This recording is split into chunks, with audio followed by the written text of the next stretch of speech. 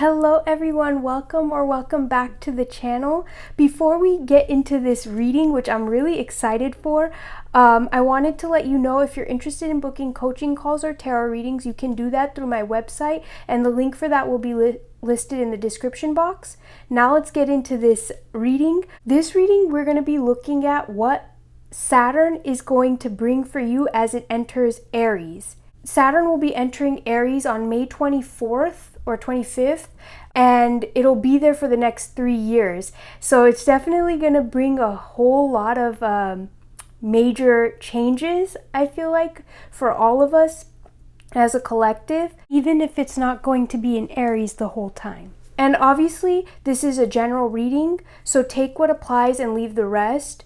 If you want to gain more information on how this is going to be impacting you specifically, it would be best to look at your rising sign so you understand where Saturn is in your chart and how it's transiting your chart. And if you're interested, I will have bonus readings that you can book based on your rising sign to get more information. And the links for that will be listed in my description box. Now let's take a look at the piles. Pile 1, Pile 2, Pile 3, and Pile 4. For Pile 1, we have a selenite wand. For Pile 2, we have a fluorite tower. For Pile 3, we have a rose quartz tower. And for Pile 4, we have an angel aura quartz tower. Pick whichever pile or crystal or number is calling you most. It might be one, it might be multiple. And that will be your reading for today. Timestamps will be listed down below, and now let's head into the readings. Hi Pile 1, you've chosen the selenite wand. I'm going to keep your crystal right here. Before I pull your tarot cards, I wanted to take a look at what house this Saturn transit is going to impact. And even if this isn't actually impacting this exact house, we're just trying to get the energies of the house. So let's see. I'll roll it 3 times to get, so the 7th house, relationships, intimate relationships, and this could also be like close, well, would you look at that, the 12th house just popped up. So I'm going to take that because there are no coincidences. The 12th house is all about like your subconscious mind, spirituality, the hidden things. Yeah, so anything in the subconscious, anything hidden. So it's kind of interesting. Now let's roll it 2 more times to see. We have the 6th house. So your work, your health, your day-to-day routines, your career, but more so like your daily work, your work-life balance is also what I'm kind of hearing. And now let's take one more. We have the 3rd house, which the 3rd house deals with communication, learning, kind of like your environment, the environment around you. It can represent siblings, so possibly anything to deal with your siblings and things like that. I feel just based on that you're going to be seeing a lot of impact in your intimate relationships, your romantic relationships. If you're married, your marriage. If you're not married and you're single, this might be a really big time for romance and like romantic relationships coming up and things of that nature. Intimate relationships, you might be building a really deep bond with somebody. With the 12th house, this could also be you exploring your spirituality, getting a deeper understanding of yourself, of the things that are kind of subconscious. So like starting to explore your subconscious mind, healing any subconscious beliefs that don't serve you, and really just exploring the hidden things in your world. Then with 6th house, this is like work-life balance, your health, your day-to-day routines. Those things will be impacted, and you'll start to see like shifts happening there. And your health, so like taking care of your health, prioritizing your health. I'm hearing mental health, but this could be emotional health and your physical health as well. But I'm hearing mental health coming up. And then with the 3rd house, communication, learning, the environment around you. I feel like you're going to be learning a lot about yourself during this time. I kind of get the sense that like you're really diving deep into who you are, and a lot of this could be impacted by your 7th house as well, like being impacted by your intimate relationships. I kind of get the sense that maybe you're going to be learning about yourself through your intimate relationships. You might be learning more about yourself through your siblings, or you might be developing a greater bond with your siblings. For some of you, that might apply. Anyways, let's put this here and let's actually get into your oracle cards first. So these are your messages and advice, and we'll take this at the end. But these cards will be what areas of your life, we're just getting more information on what areas of your life this transit will be impacting. So the first thing we have is knowledge, which just makes so much sense because we have the third house coming up. So yeah, I definitely feel like you're going to be gaining more knowledge. You might be, for some of you, might be going to school, you might be going back to school. And if school isn't, obviously, like, school isn't the only place we can gain knowledge, like life is probably the greatest teacher ever. So I feel like you're just learning so much more about yourself, about your relationships and your relationship to yourself. And I also get the sense that you're learning how to manifest things into your life in a way that really aligns with you. That's kind of like the message I'm getting here. Let's see what else we get here. Pile one. Seventh house, romance. Yes, like your romantic life is definitely going to be impacted by this transit.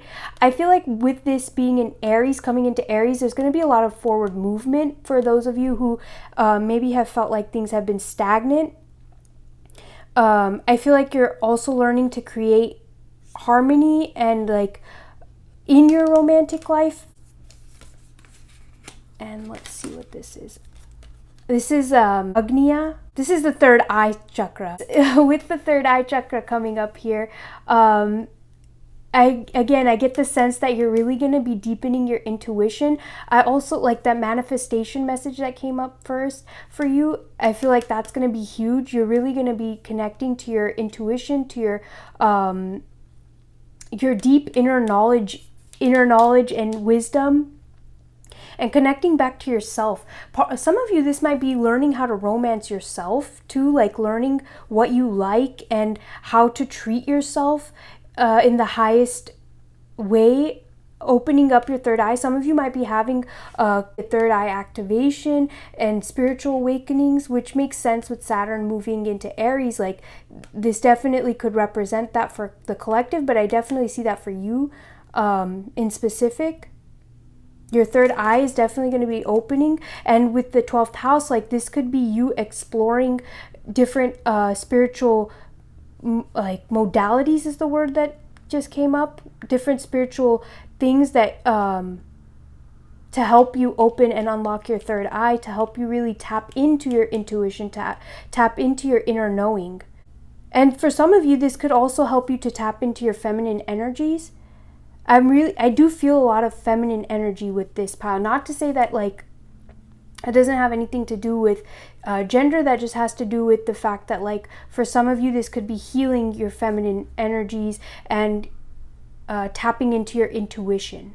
Now let's take a look at your cards. Let's pull some cards for you. The first thing we're going to take a look at is what lessons this Saturn transit is bringing for you. So pile number one, spirit guides, what lessons? We have the Six of Cups. So, and I just noticed that this card is kind of bent here, or like there's like a crease. So I feel like you're ironing out the creases is kind of what I hear during this Saturn transit. Like you're really going to be ironing out the creases in your relationships. I feel like you're going to be healing relationships. Specifically, I hear childhood relationships from your childhood. So that could be with your parents, with some people from your childhood.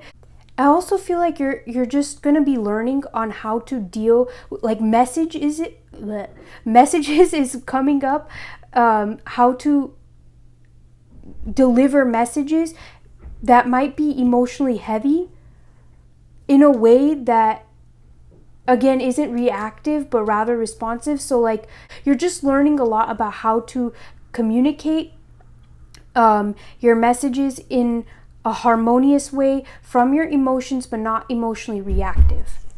Let's see what else is coming up for you. What lessons is this Saturn transit bringing for pile one? Pile one spirit guides. What lessons? Ooh, whoa, that's a lot. Okay. Gosh. Okay, so these kind of came out like that, so I'm going to take both. Oh, we have Goddess Joya. So these are bonus cards in this deck, and it's really interesting. I've been using this deck for several years now, I think.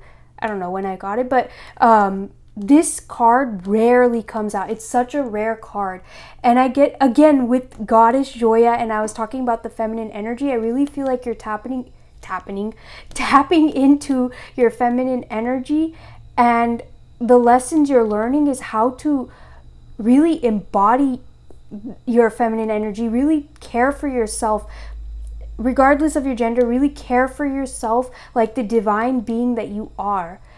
And I feel like you're coming back to yourself, you know, like with this, there's a second goddess card in this deck, but in that one, she's standing straight up. So in this one, with her being crouched over, I really get the sense that you're like, you're going inwards during this time. The lessons you're going to be learning are really going to be inward focused. It's a lot of inner transformation. And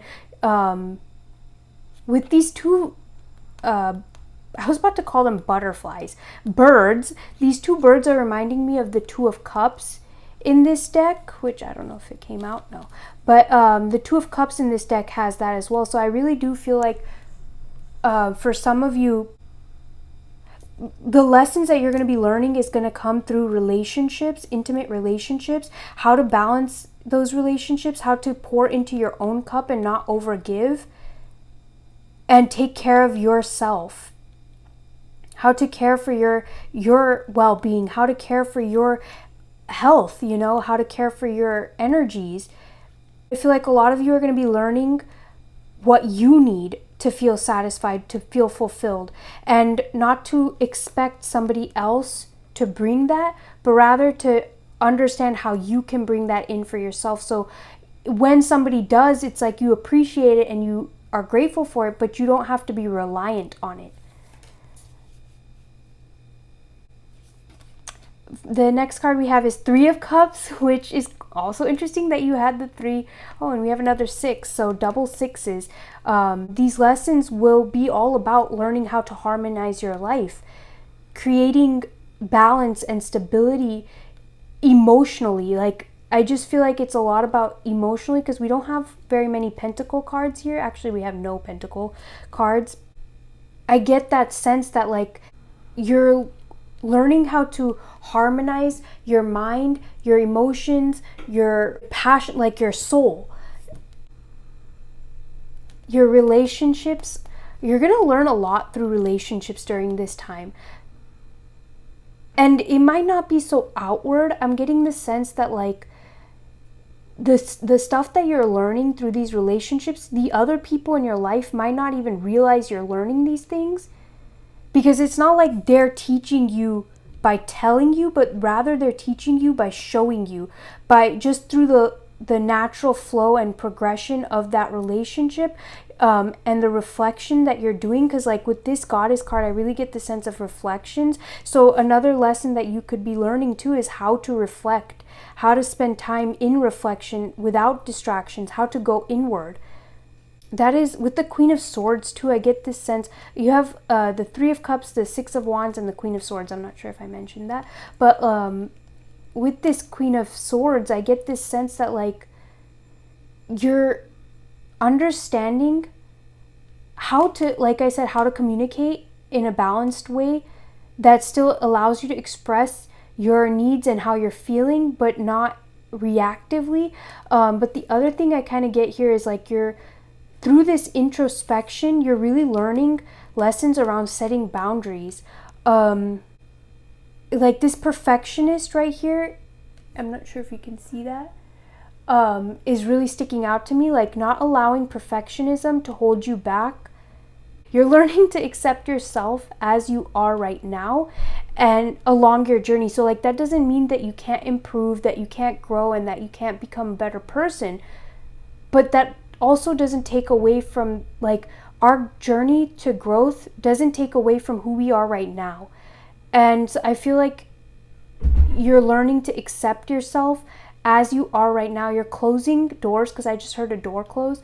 You're closing doors to who you thought you were, and any idea of having to be a perfect person, because that doesn't exist.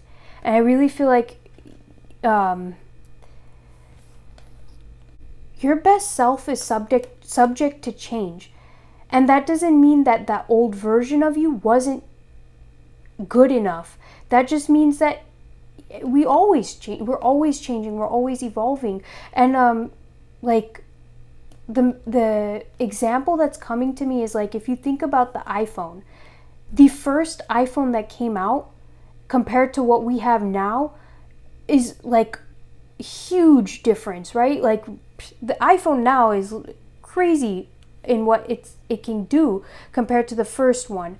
But if we never had that first version, then we wouldn't be here right now. So yeah, maybe some people would say that that first iPhone wasn't perfect, but it actually was perfect in many ways. It was perfect at the stage that it needed to be at, or it was perfect the way it was in that time, exactly how it needed to be during that time. Does that mean that it couldn't, that it didn't need to improve? No, like it improved, but that improvement doesn't take away from the fact that it was still perfect during that time. I hope this is making sense, but this is how Spirit is giving it to me. That you are simultaneously perfect and imperfect, and that's like the beauty of it.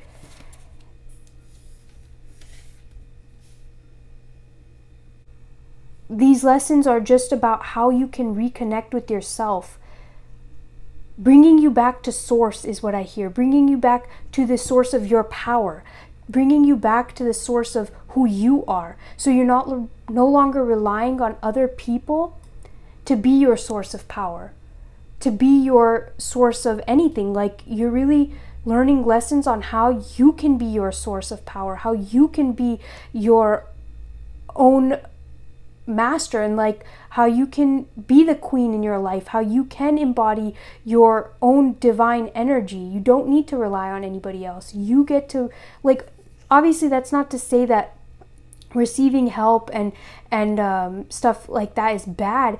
What I am seeing here though is that, like, you're learning not to, like, from an unhealthy place of attachment, rely on others, but rather it's like you're opening up, like you're really learning lessons on how to open up to receiving that help without feeling like you need to rely on it, without feeling like you need to be trapped in those relationships or circumstances because you're reliant on that person. You know, you're really coming to this place, like with this Queen of Swords, like you're good to cut people out of your life who are dragging you down, and not from a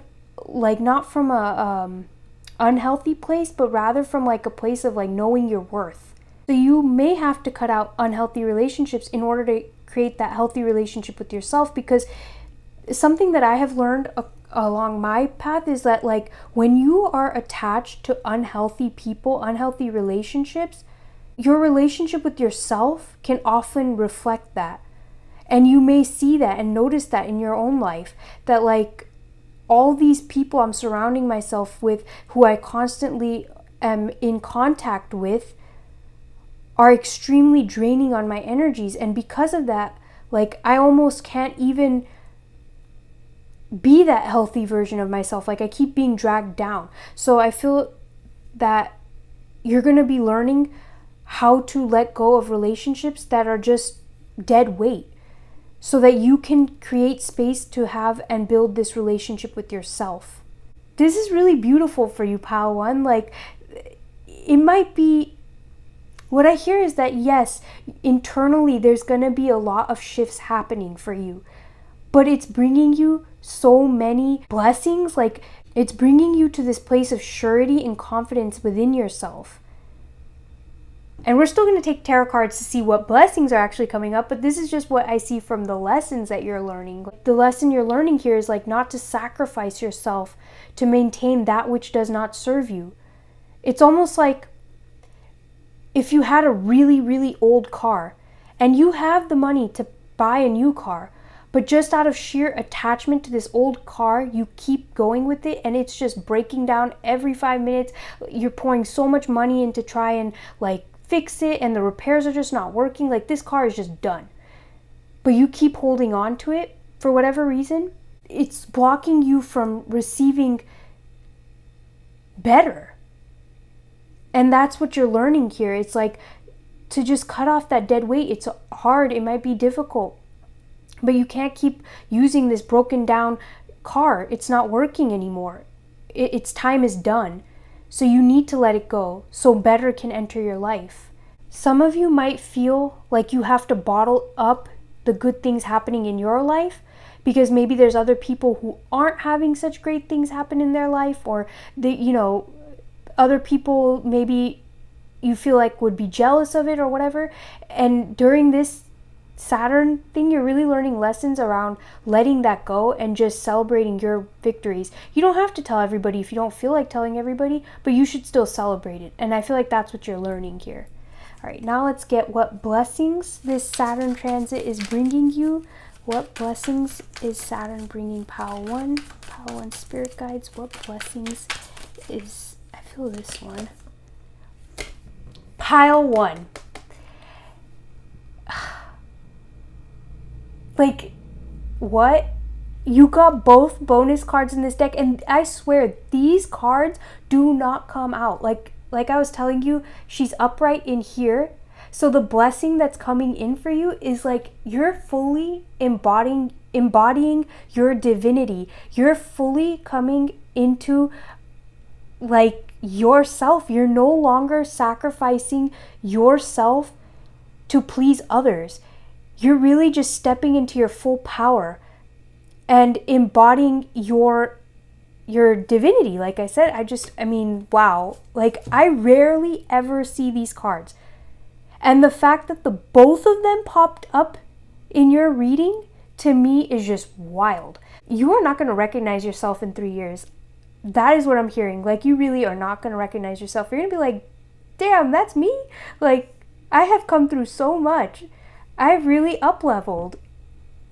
Again, this is irrelevant of your gender. It's just like you stepping into your divinity. If you're, if you identify with masculine, stepping into your divine masculine. If you identify with the feminine, like stepping into your divine feminine. The way I see it is like the divine masculine is a person who has balanced their masculine and feminine energies, but predominantly lives in the masculine.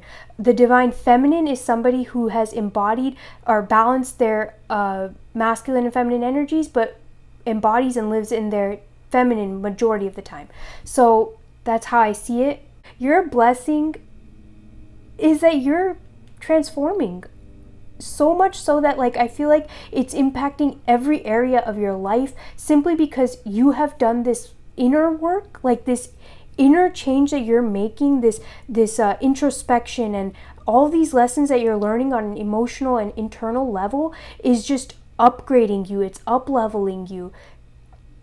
It's transforming you, and because of that transformation, it's impacting all the areas of your life, really. I also kind of get the sense that maybe for some of you, like you're starting to step into your divine purpose, and you're really being guided towards that, and you're starting to work on that and walk in your purpose is what I hear. Like a lot for some of you, like I really get the sense that like you're walking in your purpose. I also want to read the guidebook for these two.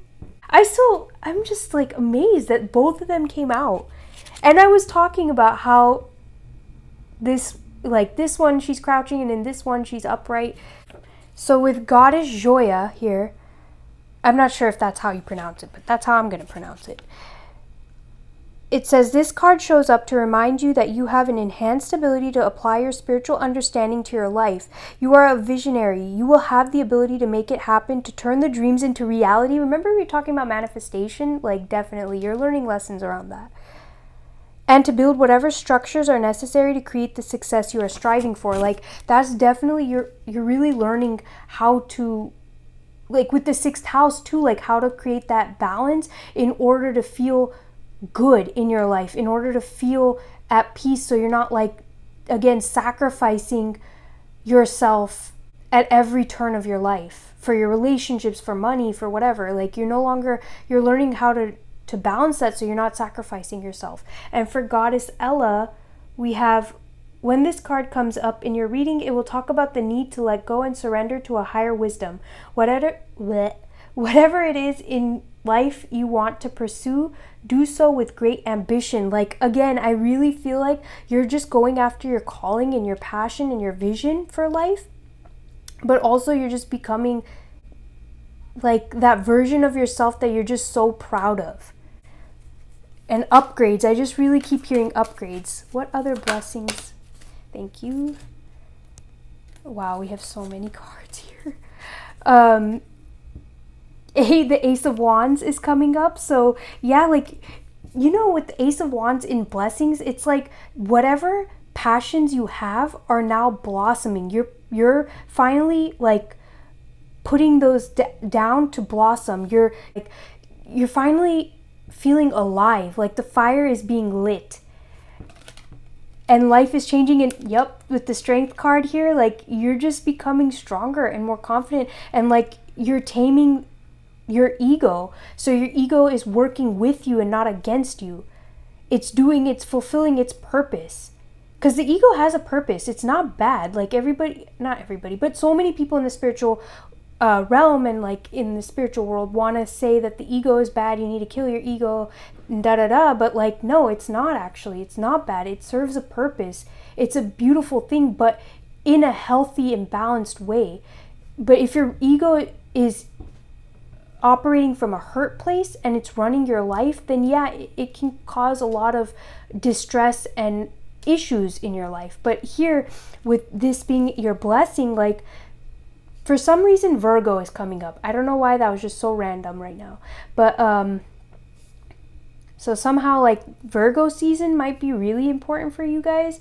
You might start to see these shifts happen during that time, maybe. Or maybe some of you are. Wow. Some of you might be Virgo, but the crazy thing is that when I was shuffling your deck to prepare it for this reading, I saw the 9 of Pentacles flash. And the fact that it's here just shows that you're, like, everything that you've been planting and working on, and really what I'm seeing is like you working on yourself, is bringing you so much abundance. So these next 3 years, you're going to see your life just upgrade in so many ways. It's like you finally feeling secure and stable, and like you can actually enjoy your life, that no matter what happens, because we have the 5 of Wands here, like, no matter what happens, no matter how many things might seem like, no matter what challenges might come up, you are good because of the fact that, like, you've overcome your greatest struggle, and your greatest struggle was misalignment internally. Like, you've overcome that. You've actually internally aligned yourself.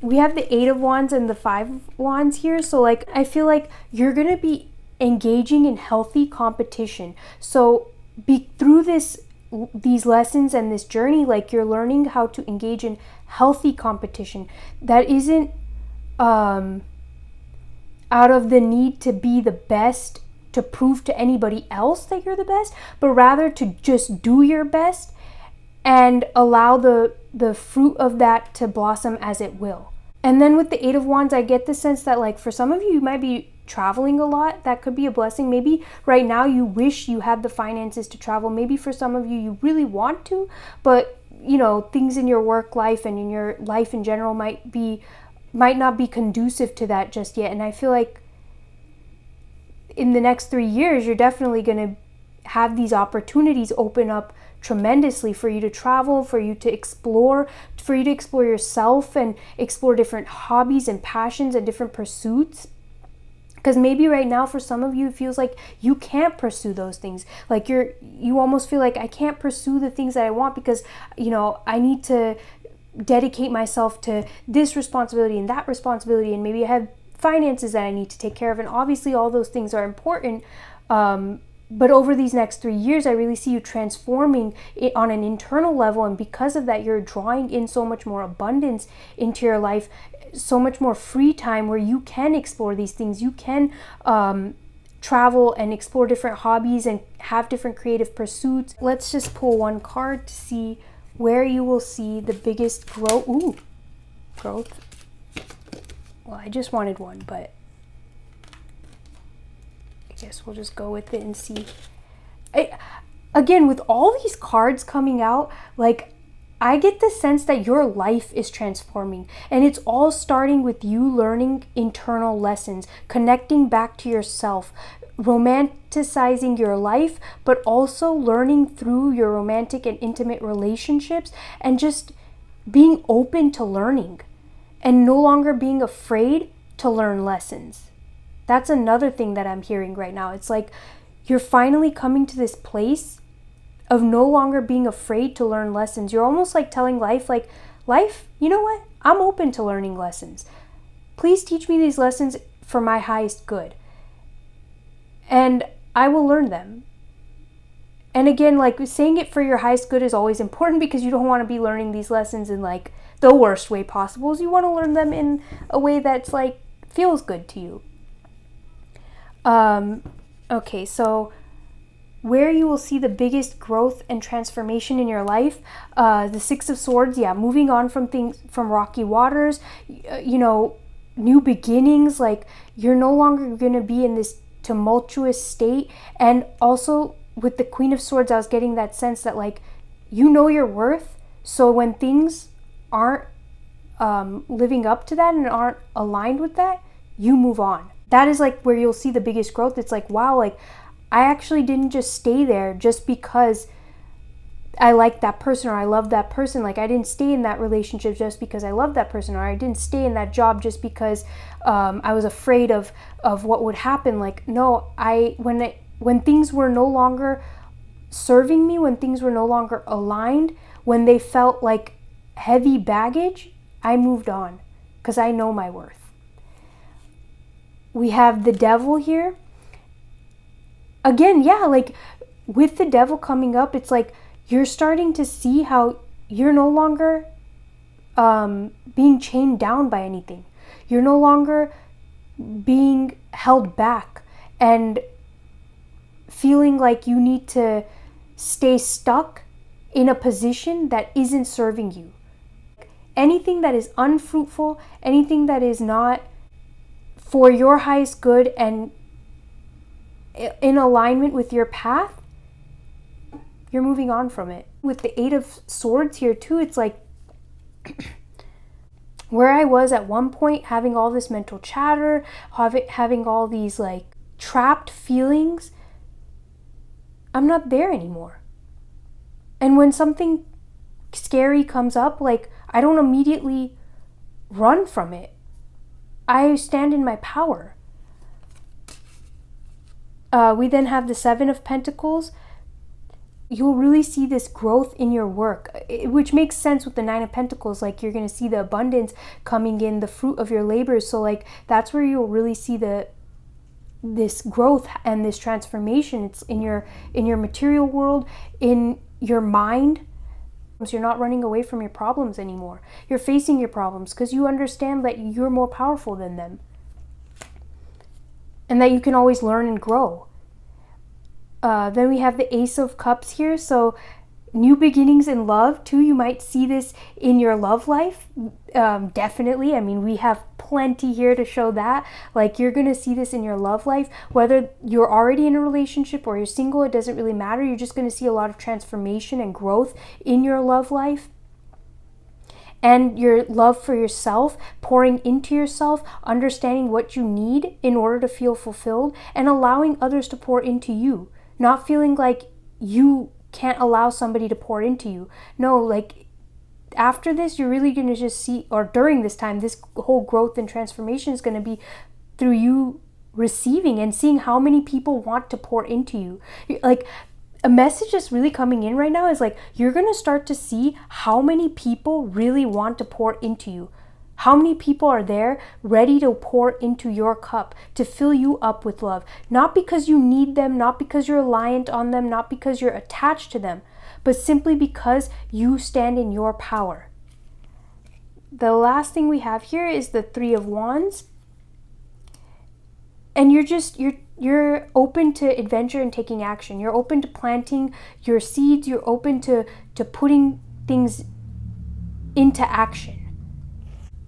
I had to check, make sure my camera is still going, which is so crazy because it's 23 and you have 23 here. So yes, definitely I feel like 2 and 3, I feel that energy is going to be really important for you guys. But in these next 3 years, you're just going to be making so many moves. Pile number 1, like you're making so many moves. You're no longer afraid of what's going to happen and this and that. Like you're like, no, I'm going with it. We're doing this. This is really beautiful. You're just growing on such a like intense level. Wow. Okay, so the next card we have, and these are your messages and advice from Spirit on how you can best align with this transit. So we have ancestor healing. So there's definitely some ancestral wounds that need to be healed. And through doing this ancestral healing, this sap also is speaking to me right now. It's almost like patching those wounds by 1, exploring it, and 2, making amends is what I hear, but like forgiveness as well. So maybe there's people, like again, parents, maybe people from your past that you need to forgive, but also like something in your ancestry, maybe some cycles and patterns from your ancestry that have been really prominent in your life right now. I feel like you're clearing through that, and your advice is to do this ancestral healing, to go within and heal these ancestral wounds. For some of you, another thing could be like spending time with trees and in nature, specifically around trees and maybe forests if you have forests around you. It's also interesting that this is number 1 and you're pile number 1. So yeah, going within. I feel like your biggest advice from Spirit is to go within, to spend time with yourself, to hear your thoughts, to hear what's going on internally. The Lion and the Deer, 22. I'm getting one more thing with this. I'm hearing you need to forgive your grandparents. Something about grandparents is coming up, and forgiving your grandparents because maybe you feel like the actions that they took may have hurt you and your parents. But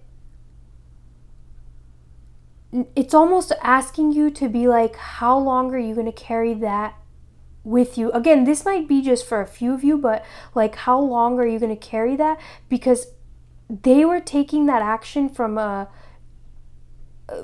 place that they were at, from the frequency that they were vibrating at. That's where they took that action from. And while it was maybe not good and definitely not helpful for some of you, again, this might not apply to all of you, it may not have been helpful, but that's what they did in that moment because that's all they understood. And now it's kind of like asking you to really forgive them, to do some work around forgiving them, because they just did what they thought was best. And what they thought was best, I mean, who's to, like, it's hard for us to question it because it brought us here to this understanding now. So, you know, it's really hard with the past. is what I'm getting, is like, it's really hard to judge the past because it brought us here, and maybe that's exactly where we are meant to be right now, with this understanding, doing this clearing work now. Maybe if they tried to do it prematurely, they wouldn't have been able to, and they would have messed things up even more. So yeah, take that as applies. With the Lion and the Deer, I'm getting the Strength card again, but I'm also getting the sense that, like, learn to balance your masculine, feminine energies. Learn to embrace the predator and prey aspects of you. It just, that sounds so wrong. And I don't mean it like a prey that's a victim or anything like that, but just like the deer is not always a victim, you know? They can run away. Anyways, I don't know why that keeps coming up like that. Your spirit guides keep giving it to me like that. But yeah, just learn to embrace those two different aspects of you. Yeah, let's move on to this card. Star Mother Aries. I hope that, oh, this is 23. 23 and 23, like, definitely 23 is a really big number. And you know, with 23, I always feel like the thing that I remember with it is, in sports, that number has been worn by a lot of greats. And I feel like the message here that's coming through is like, you are becoming great. You are becoming one of the greats in your life. Like, I also get the sense that, like, your advice is to see yourself as somebody who has that potential to be one of the greats. And so you put in the action to get yourself there. Again, not for the validation of other people, not to prove yourself to anybody else, but just for yourself, just so you feel fulfilled. Like, not that you need to be anything to feel fulfilled. You can feel fulfilled right now, but rather it's like, so when you look back on your life, you enjoy every action you took. You enjoy the journey, truly, not filled with regrets. So doing it from that place is the advice. It's like doing it from the place of, I want to do this for me. I want to be one of the greats for myself, not for anybody else, but just for myself. And I don't care what other people think. And even if I don't necessarily reach that, that's okay. I'm just going to be my best self. For some of you, advice here could be of breaking the cycles of chasing and running in romantic relationships, in relationships in general. No longer chasing after things, but just being.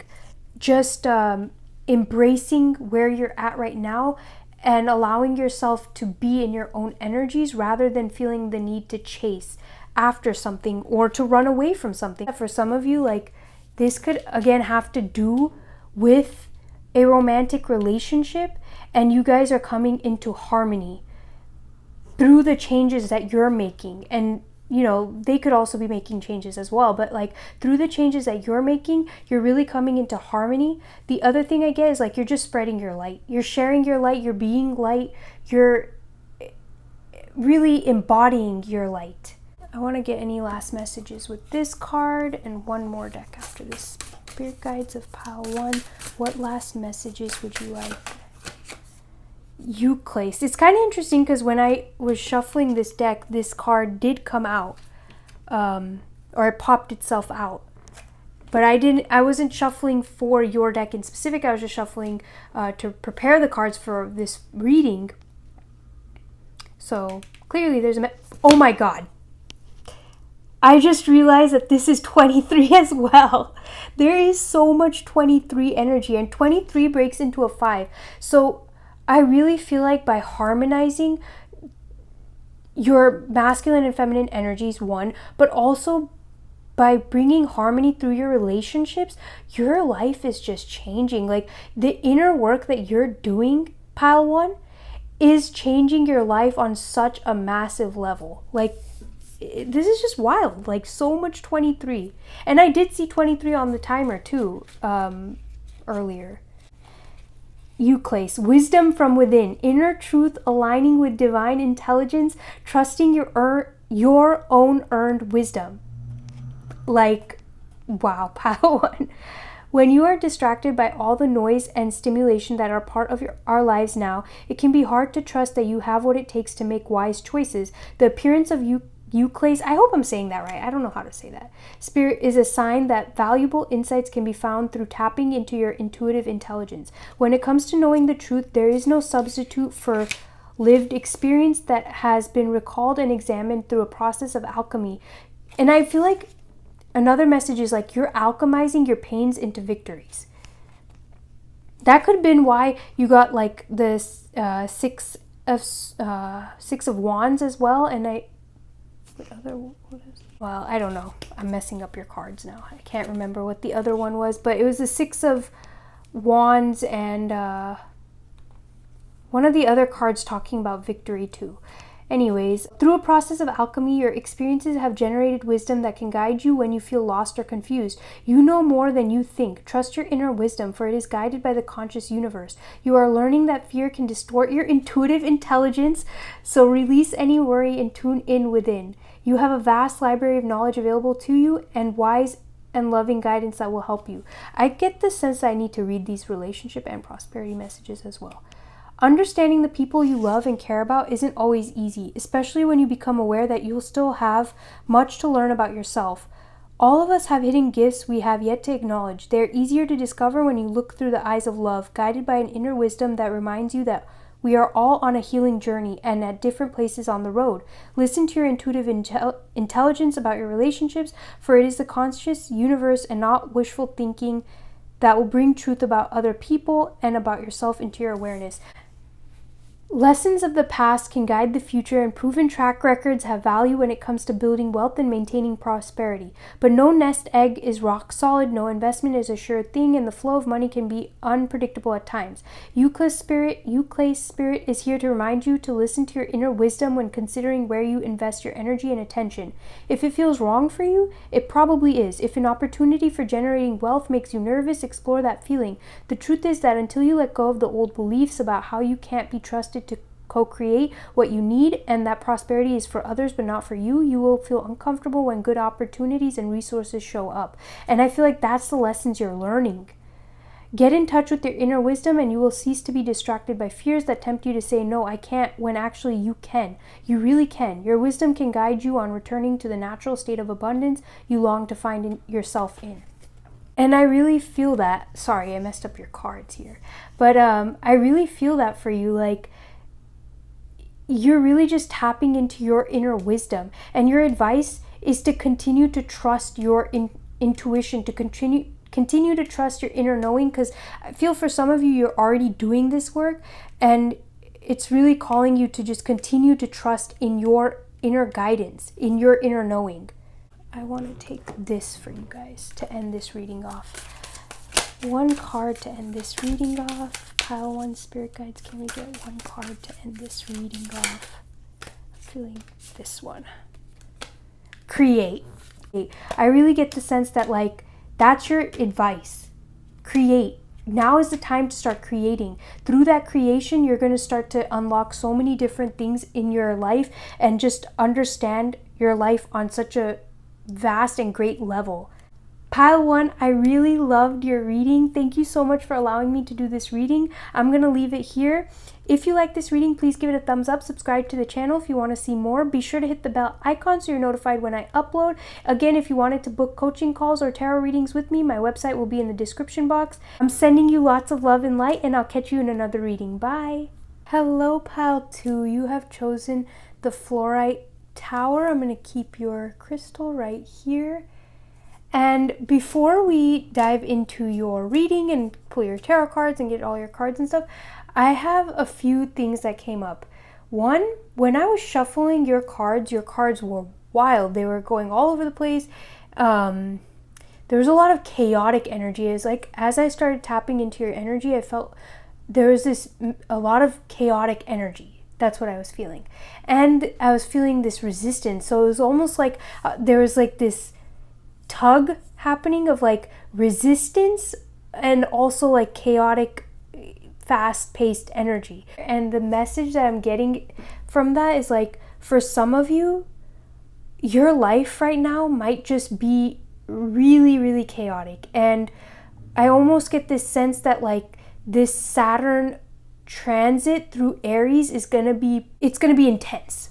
That's what I'm really feeling. It's gonna be intense, it's gonna be powerful, it's gonna be very high energy. I also got a message that somehow animals are gonna be involved. Like, apart from the fact that you guys have picked this Animal Orion's tarot deck, when I was shuffling this deck to prepare for your reading, I got this like message that somehow animals are gonna be really important for you during this time. Maybe you have an animal, maybe you're gonna get an animal, that somehow maybe they'll, like, you have animal spirit guides that are gonna help you. Like, I don't know. I also, for pile 1, I didn't feel called to take this animal spirit guide deck for messages, but for yours I felt called to take that. So somehow animals are going to be really important for you. You might feel this resistance to change. Your energies might feel this resistance to change, although there is this chaos around you is calling you like to really step into that change. So I'm getting a few things. One, predictability may not be there, but you almost just have to keep going and have faith and trust that like the next step will show itself in the next step. And I think right now you're just being called to really take the next step, like one step at a time. And during this Saturn transit, that's really like the message that's kind of coming through is like, just take it one step at a time. Don't try to focus too much on the outcome or the end goal. Just keep your focus on the next step. That's what I hear. And I get this feeling that like your guides just want you to know that like right now there may be some resistance to change and to hearing the truth. It can be uncomfortable to sit in the truth. Like, I'm picking up on your energy, and it's almost like sitting in the truth might be uncomfortable right now. And there's just this wanting to resist it, but at the same time knowing that you just you can't any longer. Now let's get into your oracle cards before we start pulling your tarot cards. So the first things that we're going to look at, actually, before I even pull these are your message cards, message and advice, which we will check at the end of the reading. And this is what areas of your life this transit is going to be impacting. Before I take a look at these cards, though, I'm going to take this astro dice to see what house might be impacted by this transit. And obviously, because this is a general reading, the house may not actually be the house that Saturn is moving into for you, but we're just trying to get a sense of the energies.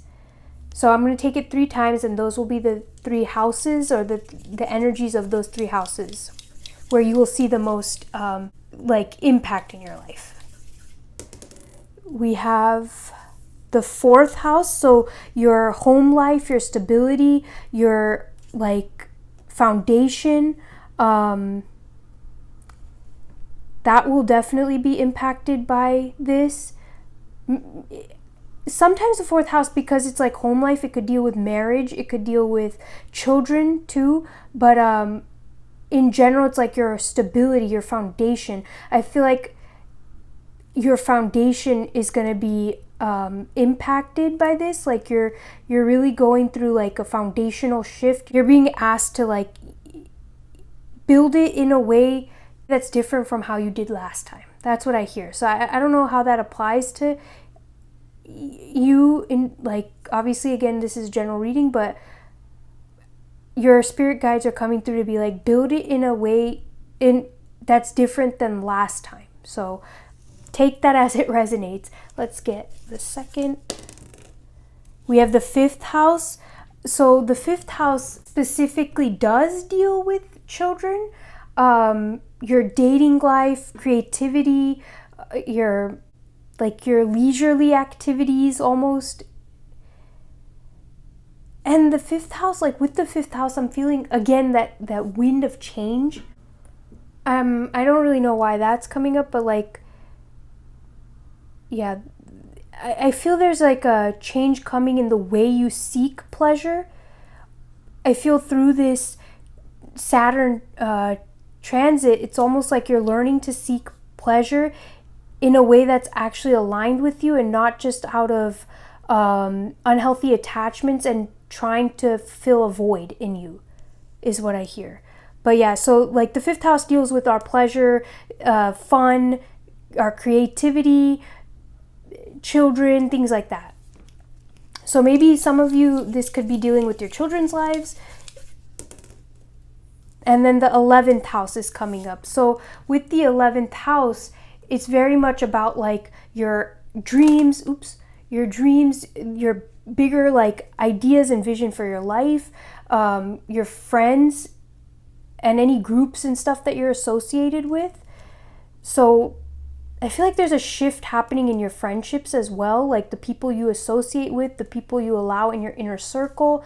I get the sense that you're changing that. You're not, maybe right now the people in your circle are very chaotic and they have habits that bring you down, that weigh you down, and you're almost, during this time, like a car honked, you're almost going to be changing that during this time. I really get the sense that like you're not going to be with that same friend group, and even if you do keep in contact with them, you're not allowing their energies to impact you over this time period. But that might be where the chaotic energy is coming from in your life, and right now, you know, you're trying to resist that, but then like maybe those changes haven't happened yet, so it's hard to resist it. Either way, you have the 11th house, the 5th house, and the 4th house coming up. So your friends, your home life, and the way you seek and have pleasure and experience fun and all of that. Those are the areas of your life that you will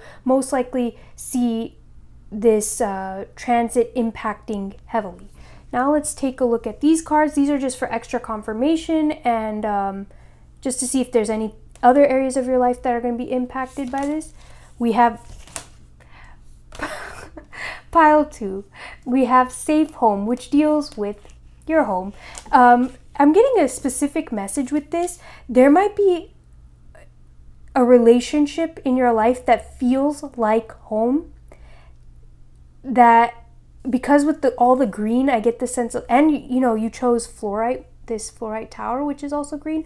I get the sense that like this relationship in specific, this could be a family member, this could be a romantic person, friendship, I don't know, but whoever this person is, I get the sense that like they feel like home to you, and your guys' hearts are very much connected. Like your heart chakras are very much connected, and the other side of it is like you could be connecting back to your heart chakra and connecting back to your heart and feeling at home in your own energy.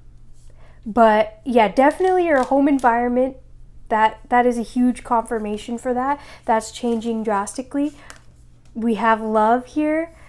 So your love life is also going to be impacted by this, which is kind of interesting because pile 1 sort of had something similar to that.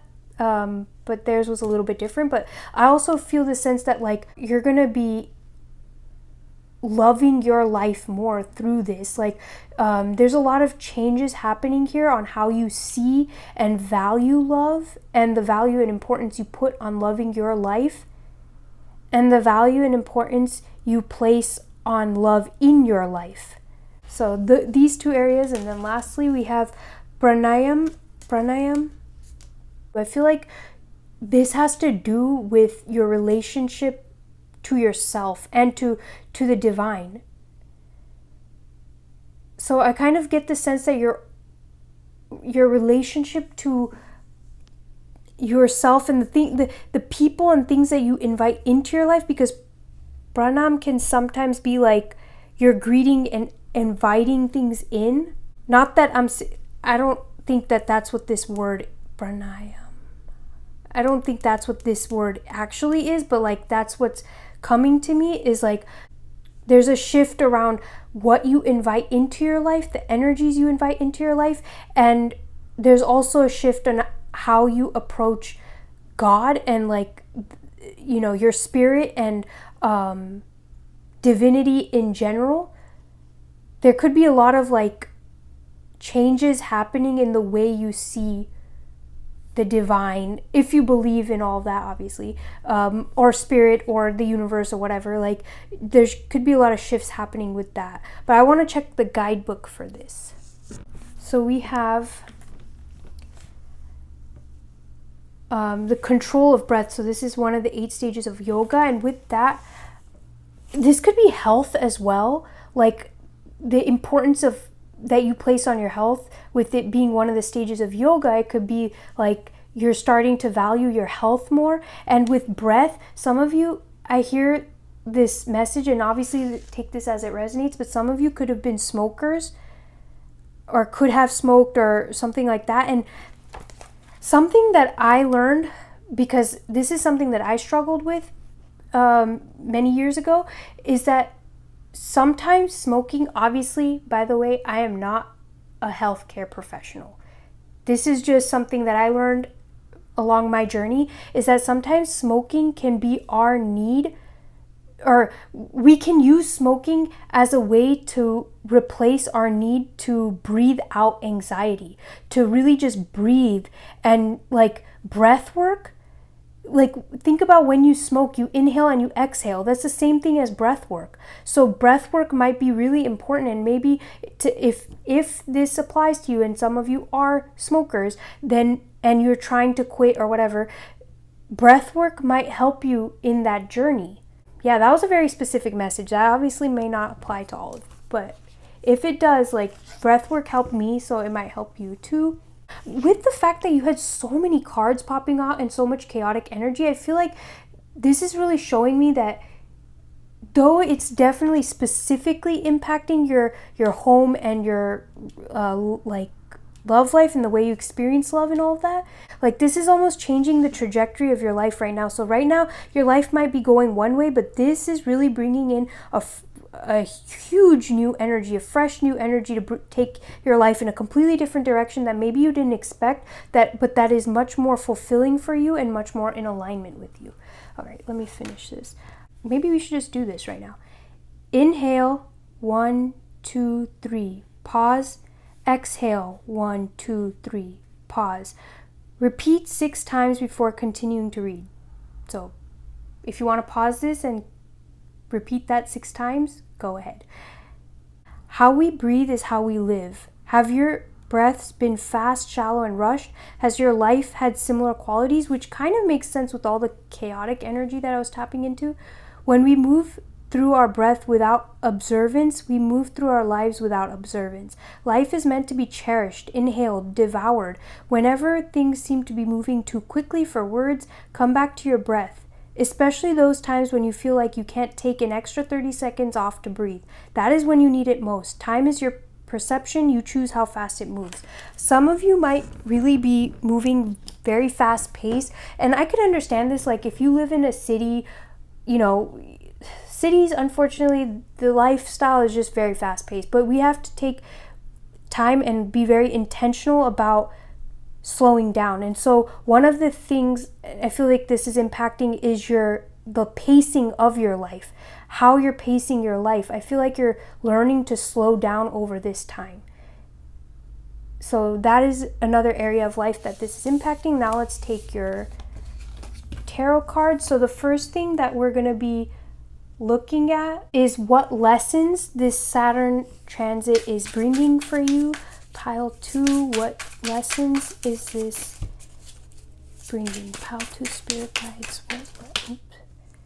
Chariot, movement. It's kind of interesting that we were talking about the breath and moving and fast-paced energy. So I get the sense that like the lesson you're learning here is how to move forward in alignment, not to just like the chariot shows in the Rider-Waite deck, or it has 2 horses, and they're seated, and there's a person in a chariot holding the reins. So I get the sense that you're learning lessons on how to move forward, how to create alignment and harmony so you can move forward.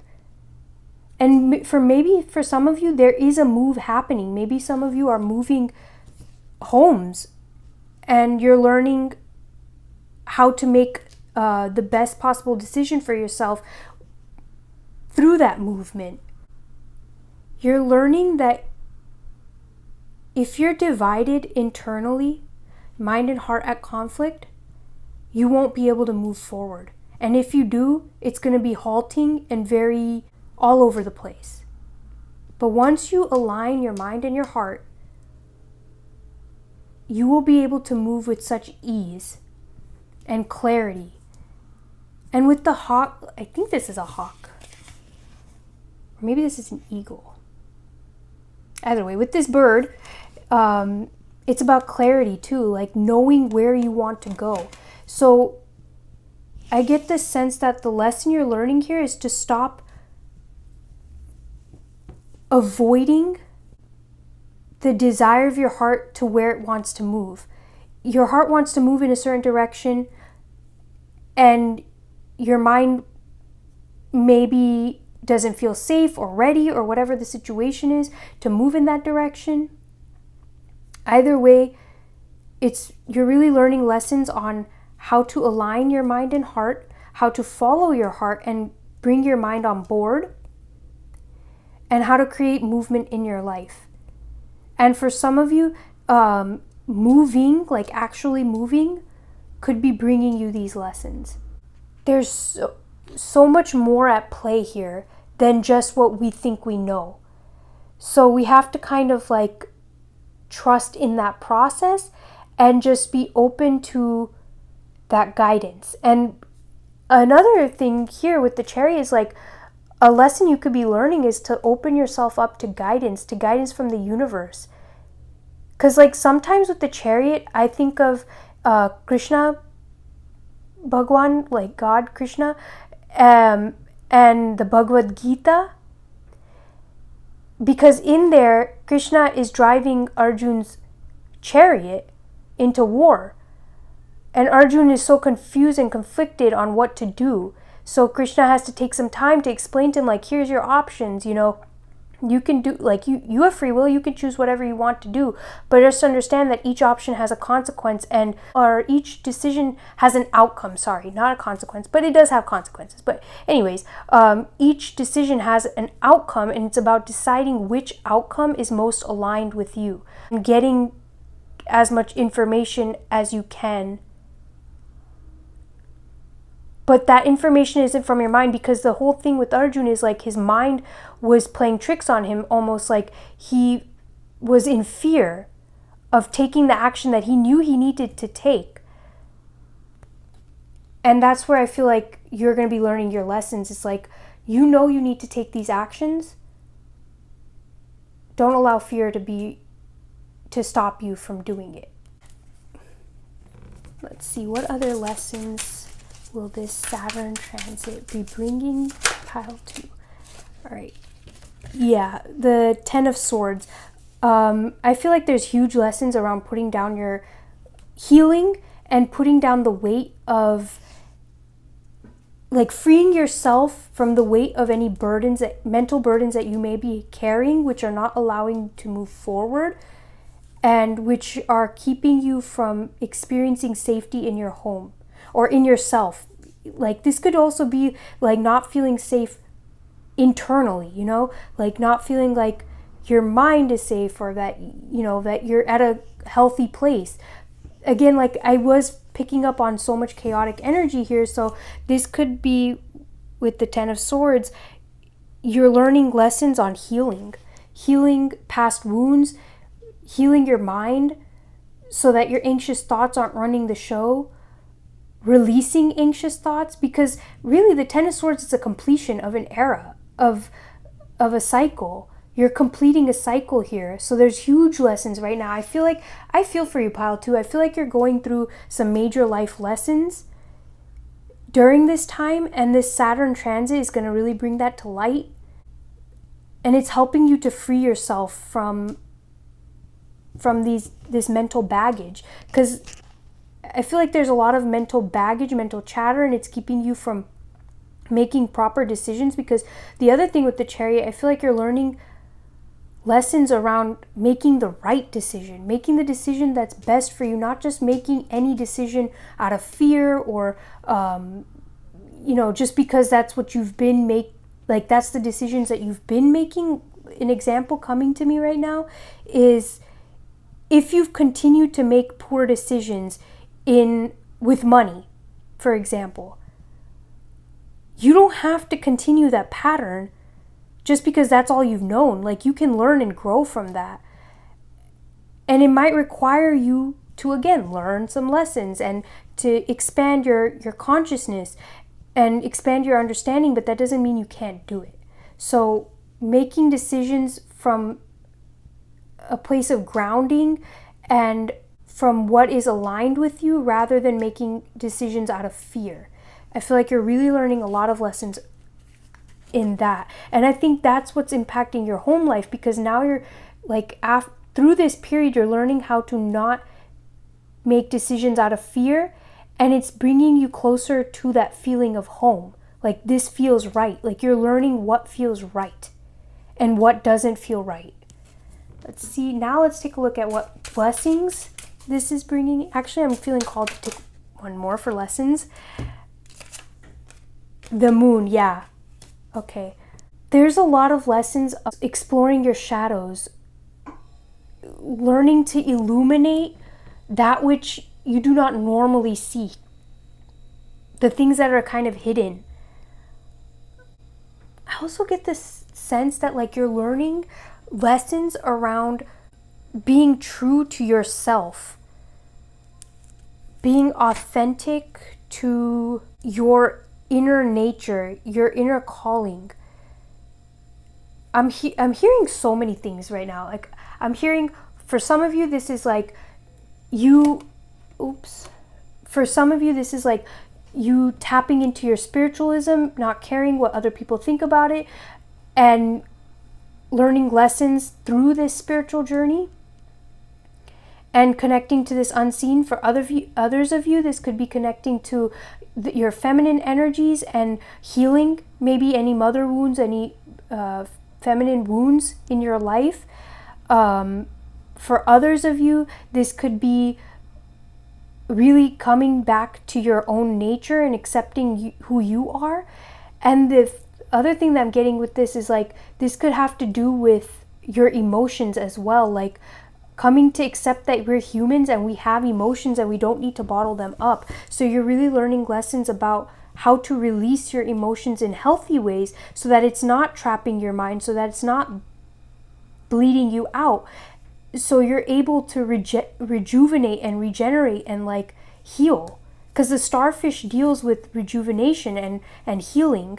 And with the moon here, that also deals with healing and things of that nature. So, like, a lot of your lessons seem to be around healing any wounds, mental wounds, and mental baggage that you've been carrying, and scars from your past, as well as healing any emotional baggage that you might have, and understanding your emotions, getting a deeper understanding of your emotions so you can process through them and not just keep rejecting them or suppressing them, because that's not healthy either, right? So the lessons you're learning is in how to truly show up in that energy of love in your relationships with your family, with your friends, with your significant other, if that applies, or with anybody that you feel like you have a special connection with.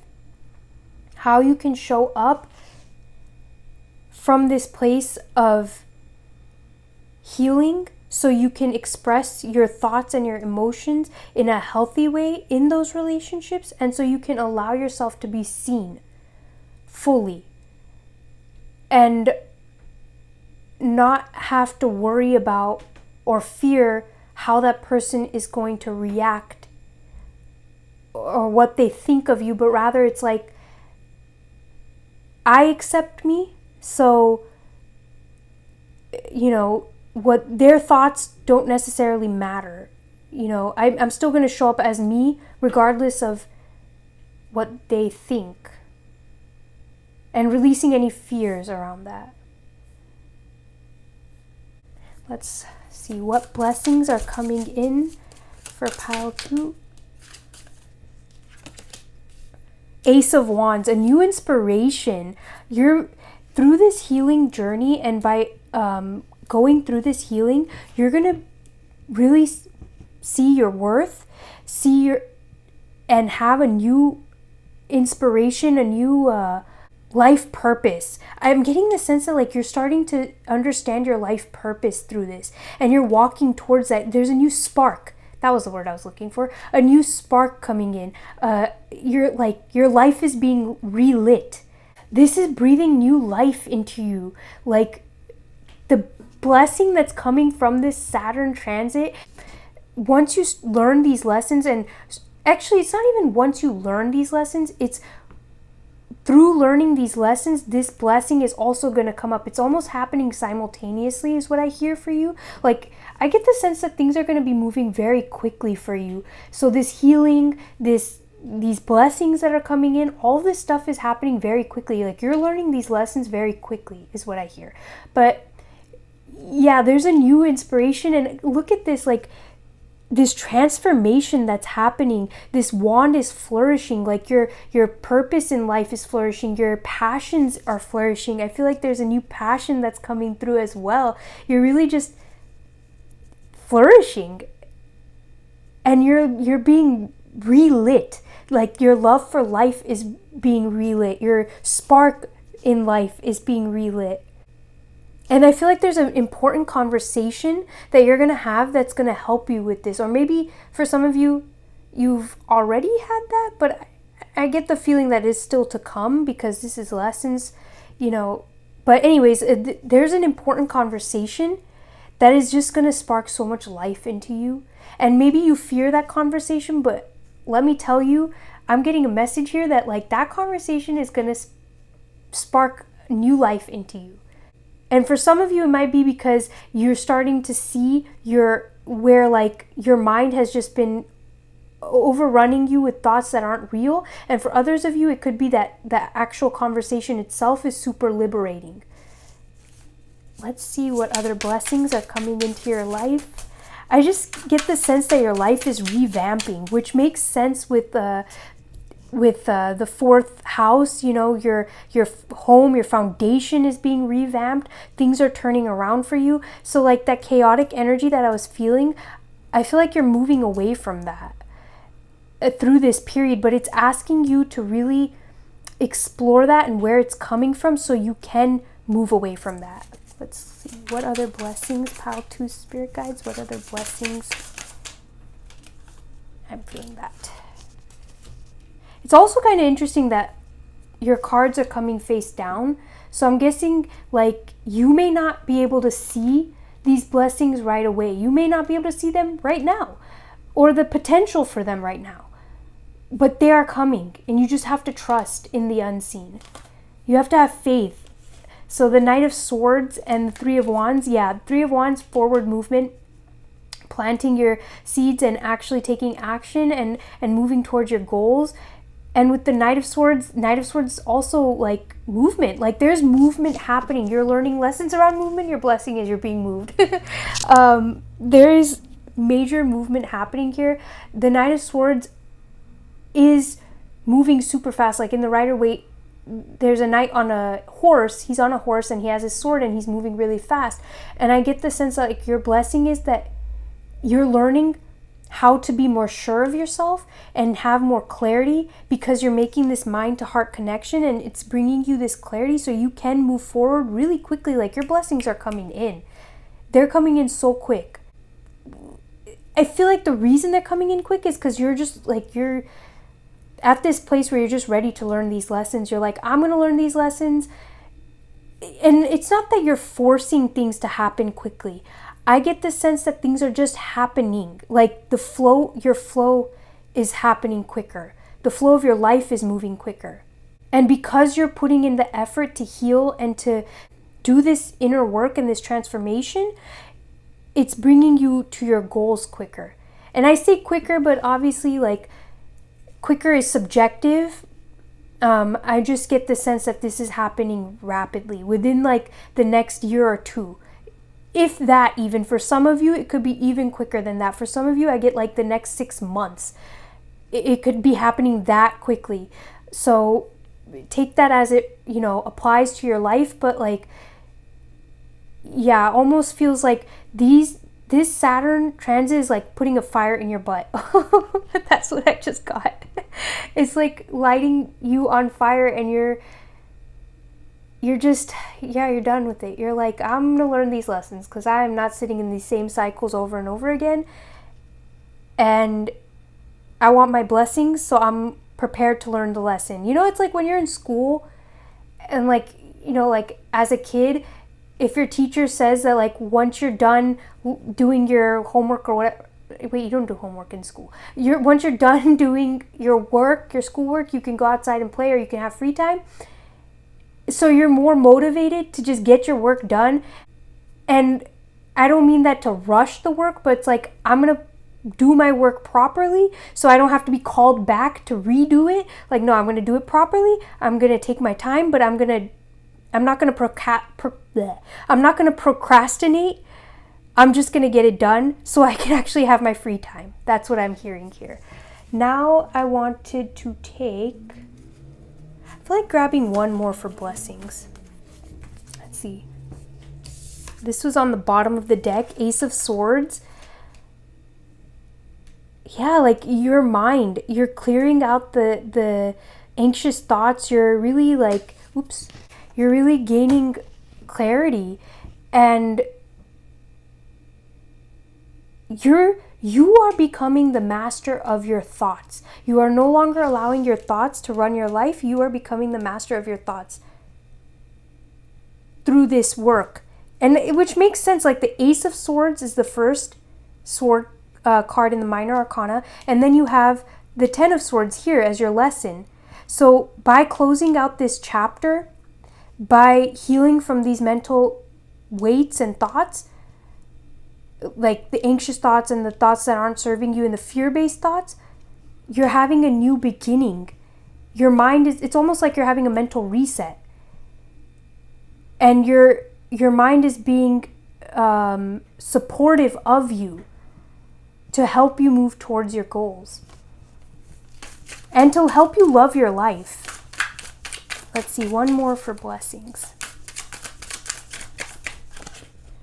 King of Cups. Yes, you're mastering. Do you notice how many birds you have here? Like freedom. I also hear freedom. Like you're coming into this place of being free from the mental chatter, free from any heavy burdens that may have been weighing you down.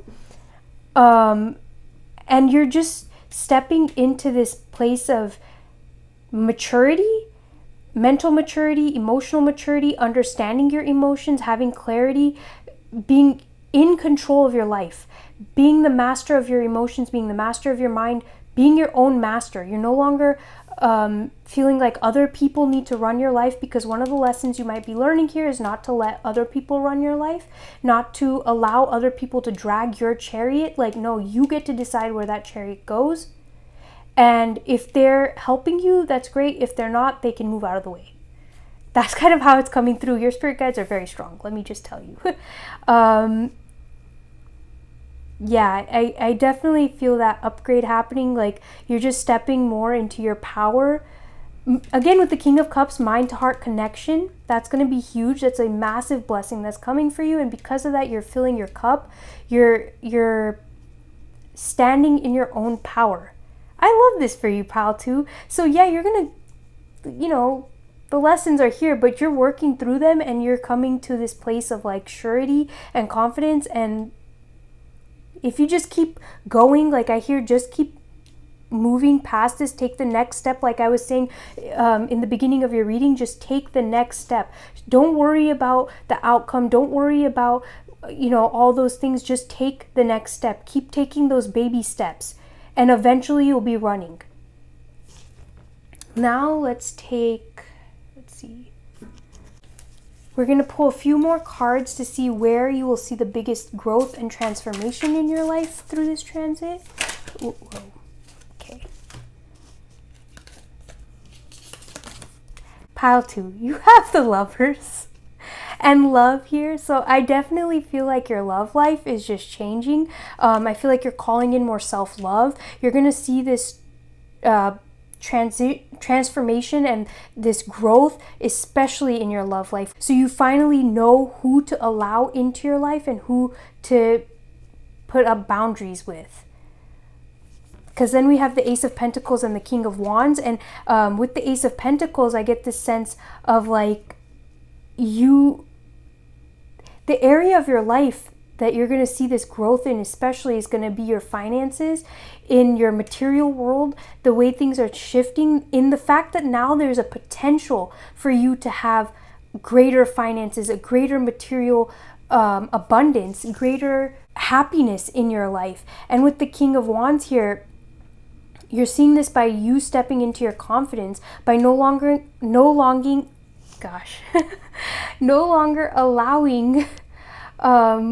your inner demons, I hear, to take over, but rather it's like you've dealt with your inner demons. Those shadow parts of you, those things, they don't have any control over you. You can hear them out, you can even walk through the dark, but you're such a ray of light that those things don't have control over you. You're no longer living in fear.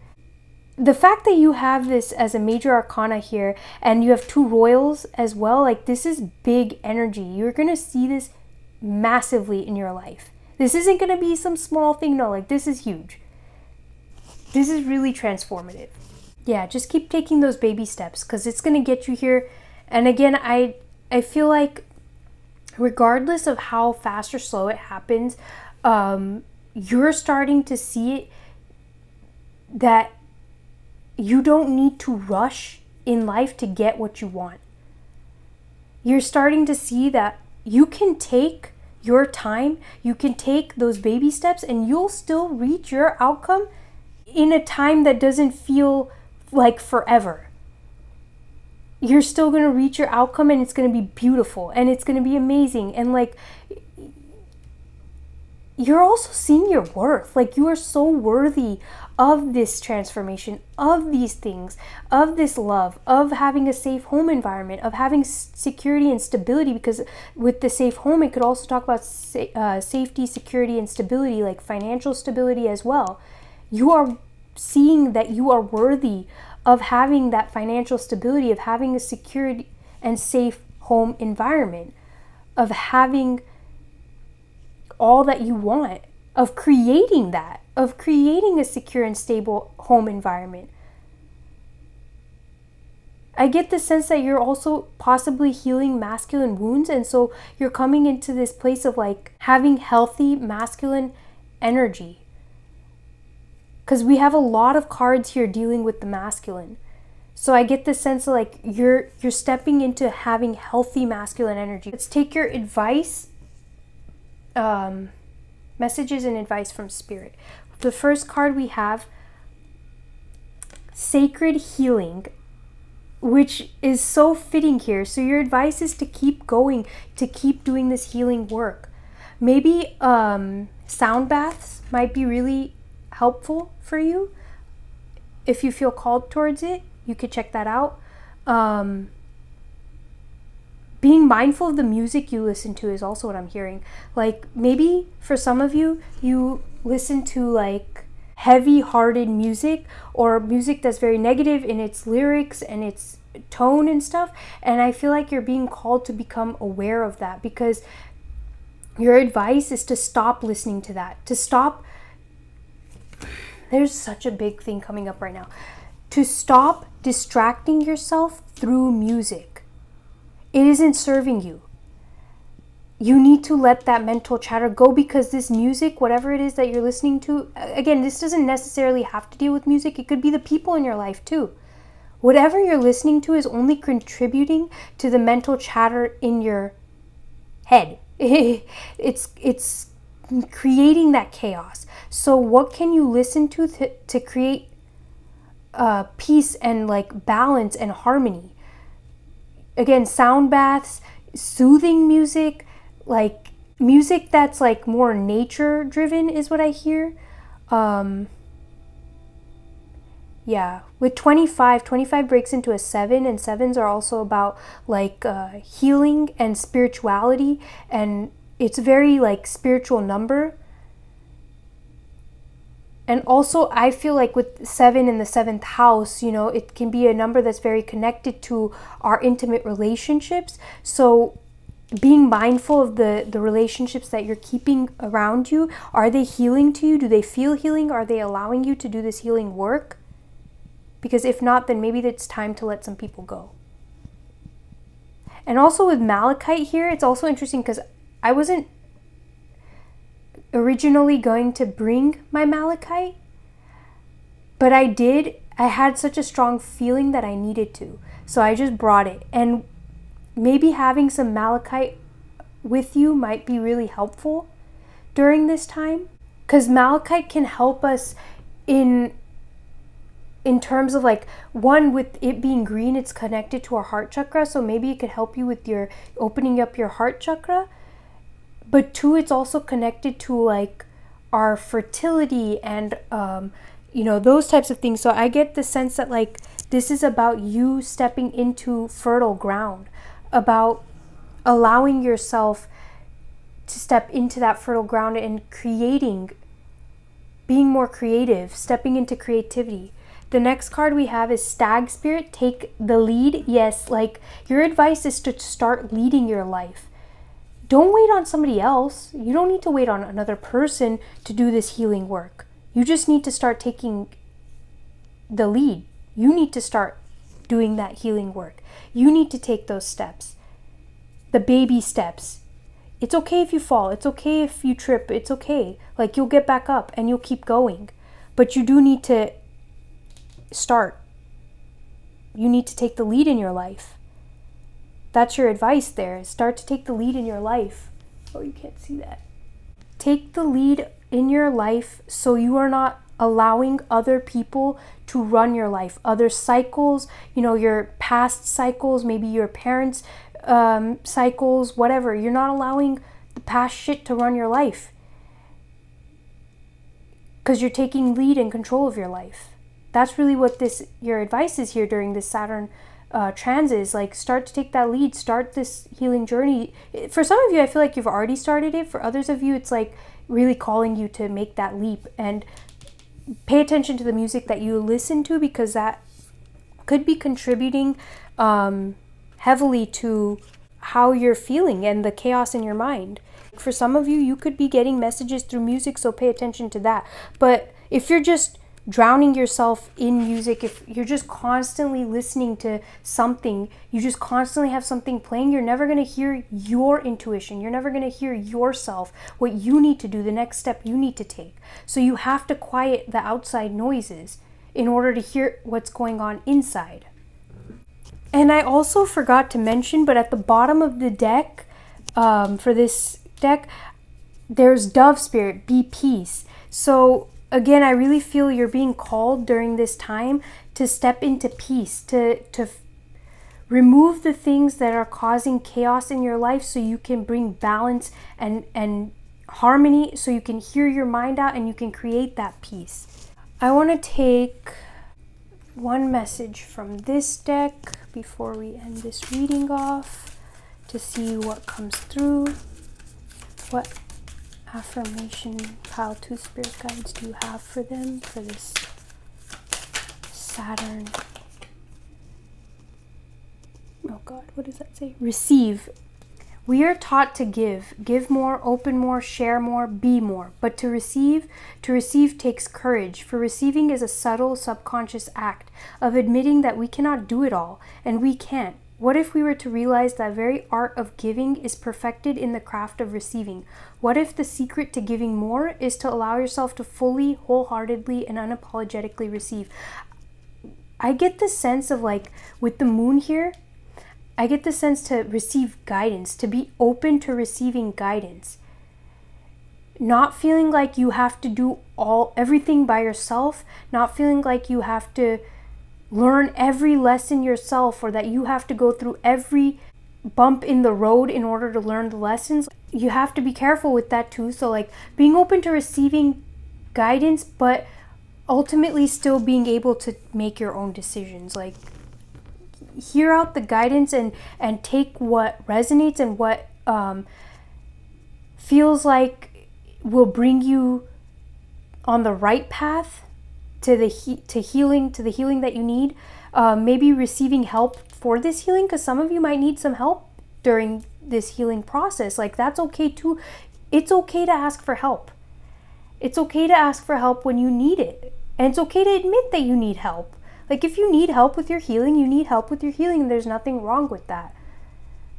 I feel like that's a really big message coming through. Like there's genuinely nothing wrong, because if it allows you to move through this healing process in that state of flow and brings you to your blessings, what's wrong with receiving that help? Nothing. I feel like taking this one to end your reading off with. But yeah, receiving is huge. Receive the help. Jude's song, kind of interesting that we have song coming up here. A reminder for even the most hopeless of lost cases, you can find peace within the strangest of places. Pile 2. Yes, like you can find this peace. You can create this peace. You can have this peace in your life. Even if things are chaotic right now, you can still have peace. And that's what this Saturn transit is bringing you. It's showing you that you are worthy of peace. You get to have that peace, and you're going to have it. I feel like one more. A cure for longing. Love is happiness, a spark inside. Live deliberately and choose boldly, that then you have arrived. For some of you, this could be opening up to love, receiving love, opening up to receiving love. Maybe there's a longing that you have here, something on your heart. Ask Spirit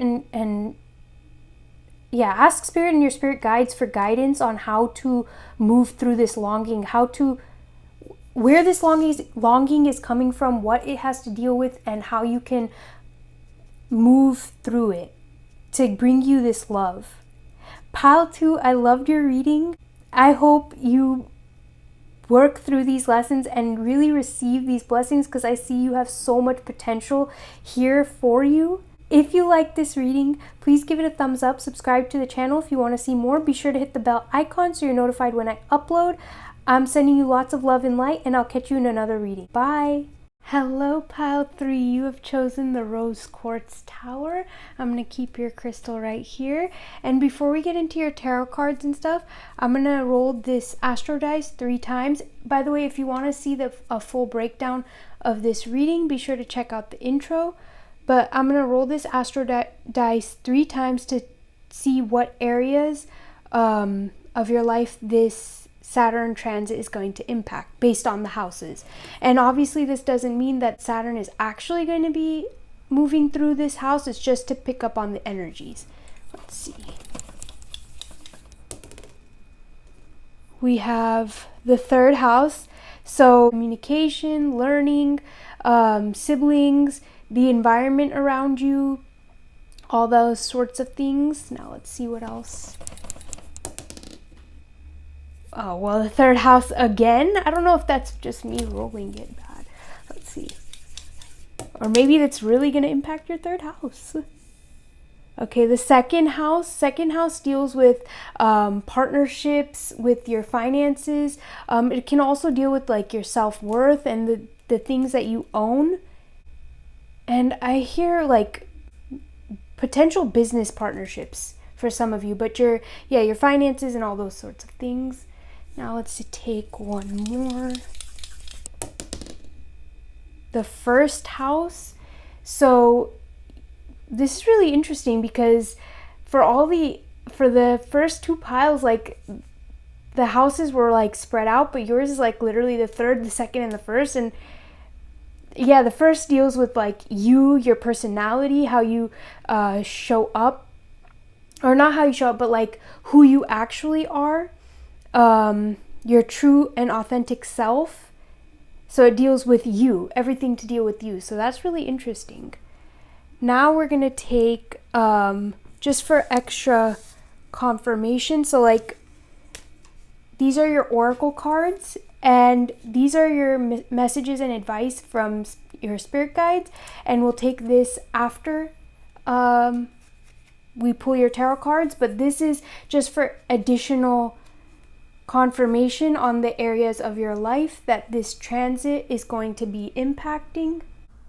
So the first thing we have here, and also it's kind of interesting, for the other two we only got 2 of these cards, and for yours I got 3, and your pile number 3, and then when I rolled the astro dice, the 3rd house popped up twice. So I really feel like there's heavy 3 energy here, and the number 3 might be really important to you as you go through this, or as we move through this time. You have Niyamas, and I'll explain the cards after I check them all.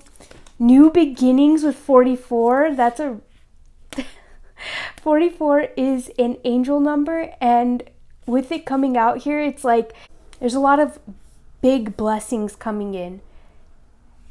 And this is almost like a reset for you, is what I'm hearing. So this transit is going to really impact your new beginnings. 44 might also be important during this time. So 33 and 44, all angel numbers, by the way. We have courage. So with this, I feel it's also interesting because 17 breaks down into an 8, and so does 44. So it's like right now, let's see, how can I put it like that? Right now, this transit is going to impact your courage and the way you see your potential and the opportunities that you see available for you. Then we have pile 3. This is wild. We have 33 here with creativity. So your creativity is getting a spark, a new boost. The creative areas of your life, this could also be like your creative pursuits. If you have like creative projects and passions that you're working on, these could be up-leveling in major ways as well during this transit and be impacted massively during this transit. But definitely 33 and 44 are incredibly important for you guys.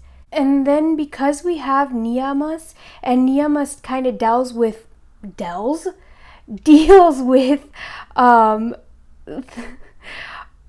our like inner world and tuning into our inner world. It's one of the 8 stages of yoga. So I'm getting the sense that, like, again, with the 1st house coming up, it's like you're really tuning into your inner world during this time. So a lot of this transit will be impacting your inner world.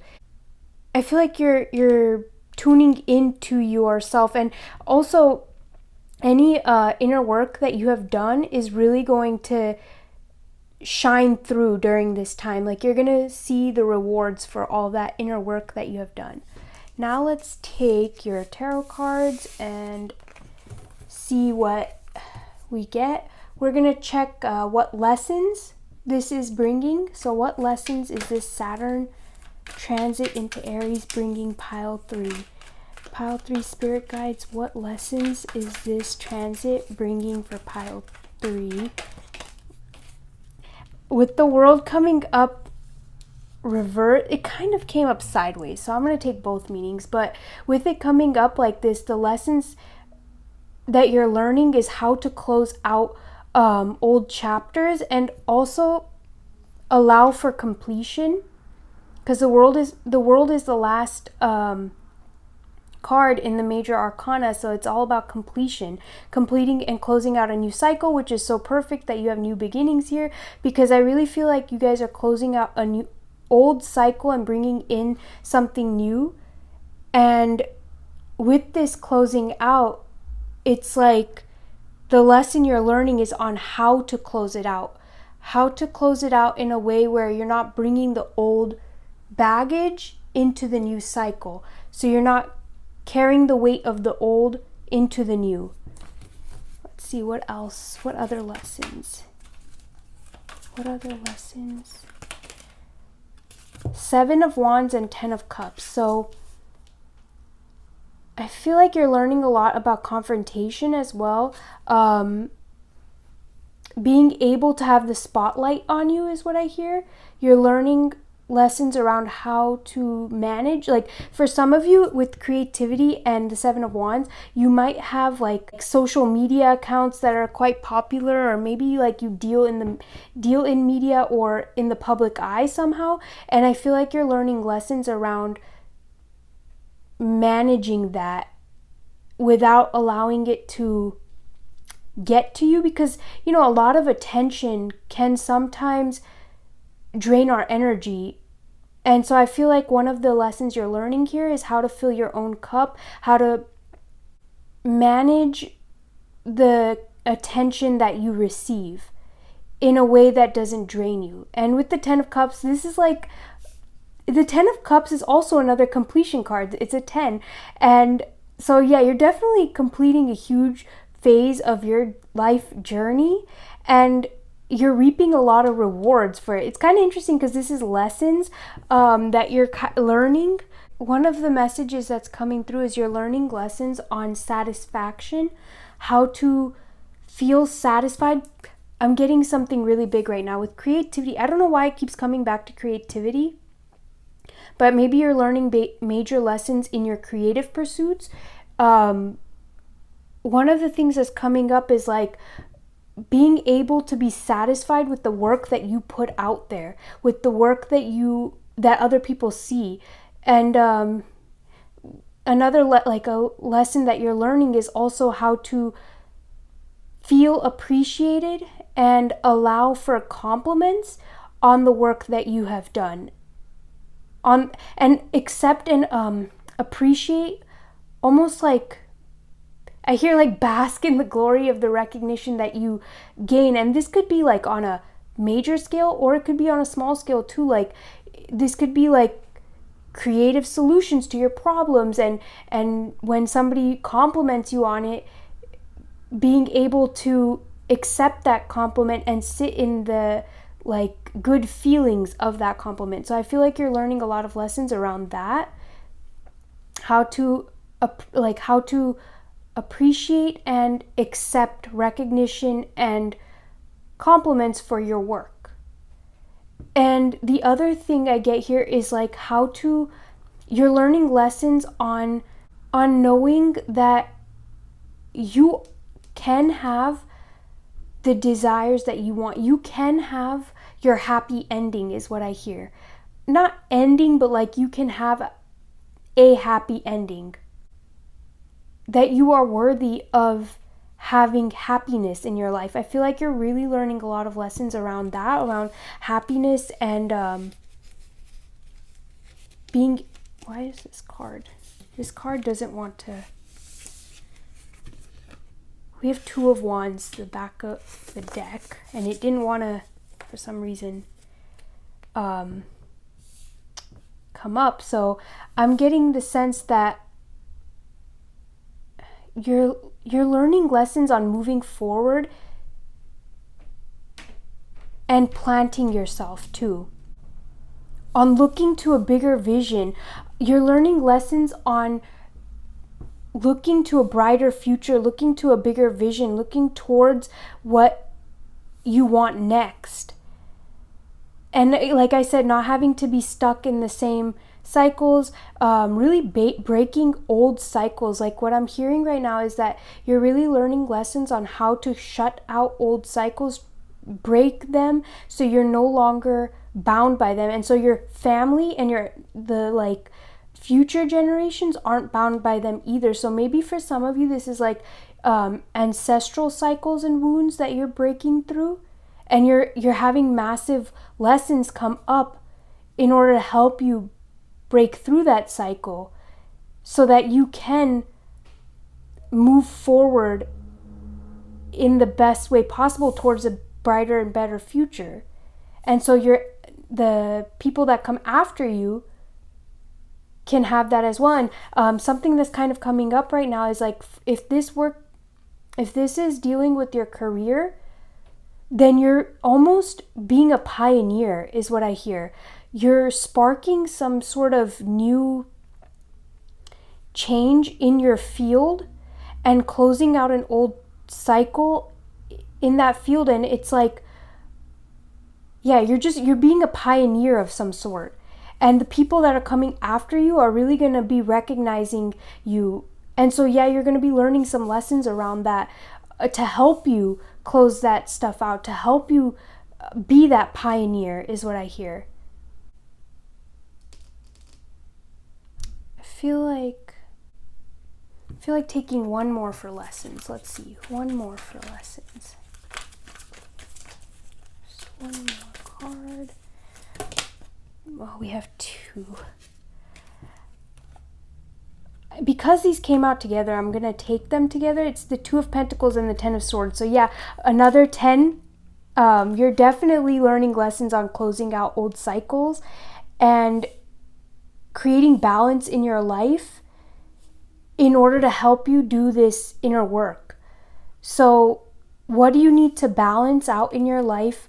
What physical things in your world do you need to balance out to help you do this work? Maybe some of you are overworking yourselves and you're learning during this time how to maybe create balance in that, so you're not overworking yourself and you have time to spend on your inner work, on dealing with any mental like overwhelming thoughts that you might have, so that you can actually take time to spend with yourself and free yourself from any of these patterns and cycles and anything that's been weighing on you heavily and feeling like intrusive thoughts and stuff like that. With the Two of Pentacles also, and the Seven of Wands here, I really do feel like you guys are being recognized for something, and you're learning a lot of lessons through this recognition. This could be recognition in work, maybe recognition and praise from your family. Maybe some of you are finally releasing this need to be recognized and just recognizing yourself, like praising yourself and no longer relying on the external world to be validated. That could be a huge lesson that's coming through as well. Like some of you might just be learning to rely on yourself for validation, and that's a huge cycle that you're closing out in your life. And that, I guess, makes sense with courage, because it does take courage to validate yourself, you know, especially if you have nobody else in your corner backing you up. All right, let's take a few cards to see your blessings. Pile 3 spirit guides. What blessings is this Saturn transit into Aries bringing for them? Can you give us a few cards to show the blessings that are coming in for pile number 3? What blessings? We have 6 of Swords. That's so interesting, because I want to say that pile 2 had the 6 of Swords, but I don't know if it was for blessings. Either way, as a blessing, you're moving out of rough waters and coming into calmer times, into more peaceful times, into like balance and harmony. We have Ace of Wands on the bottom of the deck, and it's kind of interesting because for all 3 for the last 2 piles, the Ace of Wands did come out for blessings. I want to say, I don't remember if it came out for blessings or for where you'll see the biggest growth and transformation, but it definitely came out for both of those piles. And the fact that it's here on the bottom of the deck for you, we'll see if it comes out, but I almost get the sense that maybe some of you don't really see the potential of your passions yet and your creative pursuits, but there's a huge potential. And it's almost like if you have been working diligently at your creative pursuits or trying to gain recognition of some sort, that's kind of what the blessing is. You're learning your lessons, you're tying up your loose ends, you're closing out your chapters so you can finally move on and gain these blessings and have the recognition that you deserve and move into calmer waters. Well, the Ace of Wands. So yeah, like, your blessing is this creative idea. Everybody, I guess because it's an Aries, a transit into Aries, and the new beginning, and Aries being such a fiery and passionate sign, it just makes perfect sense that people's blessings, like, if you take the time to learn these lessons and close out this old chapter, you have such tremendous potential waiting for you on the other side, is what I hear. And you're really being blessed by being taken out of like any chaotic or messy cycles and turbulent water that you've been in. I also feel with the Nine of Pentacles, it's like your abundance is increasing. You're really stepping into your full potential.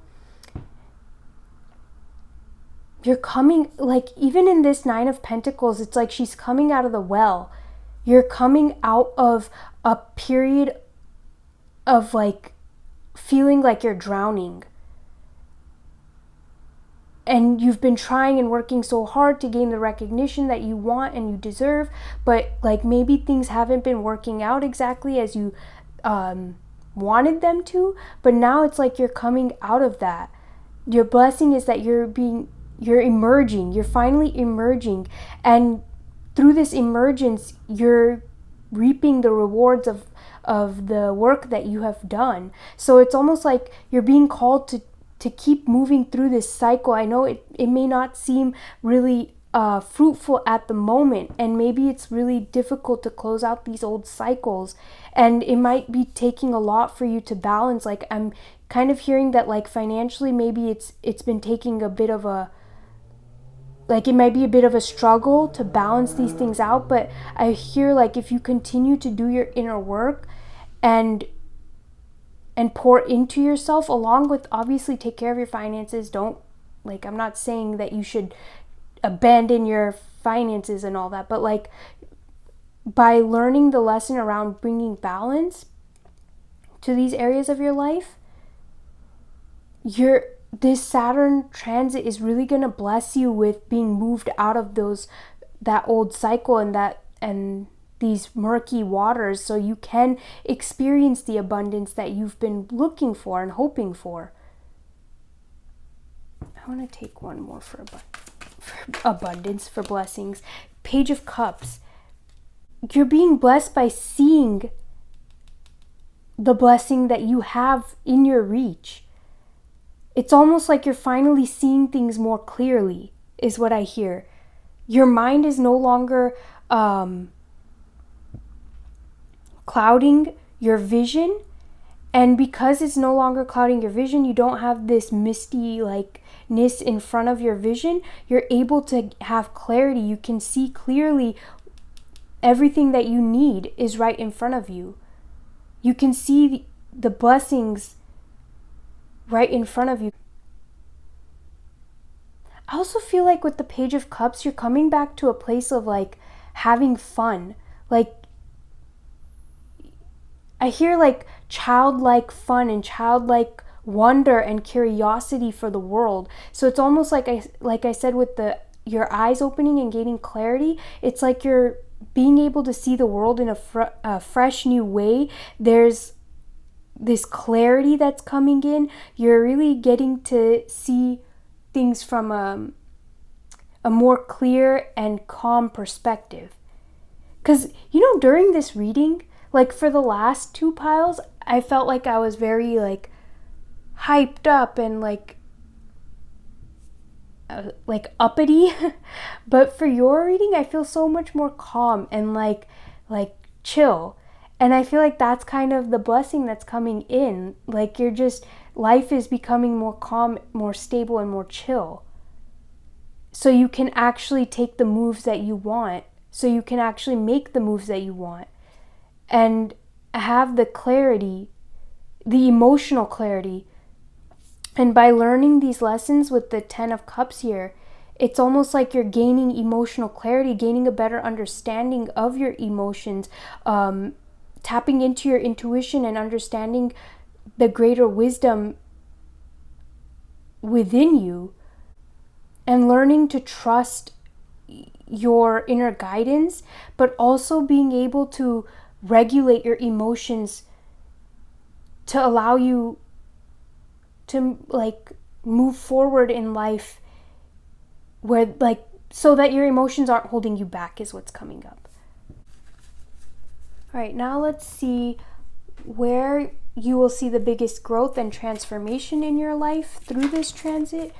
Pile number 3, spirit guides, where will they see the biggest growth and transformation through this transit? What are the odds of that? The Wheel of Fortune. Your fortunes are changing, like the wheel is turning in your favor. And so that's where you'll really see the biggest transformation, is that things are actually moving in your favor. Things are moving forward. You're progressing. Whatever pursuits you've been working on, the inner work that you've been doing, you're really going to start to see how that's moving you forward. It's almost like finally that wheel is spinning. The Wheel of Fortune is also dealing with the fixed signs. So Taurus, Leo, Scorpio, and Aquarius. Somehow those 4 signs might be important to you. Maybe those 4 seasons will be important during this transit. And you might end up seeing a lot of growth during those 4 fixed sign seasons. Let's see what else we're getting for this. Where will you see the biggest growth and transformation?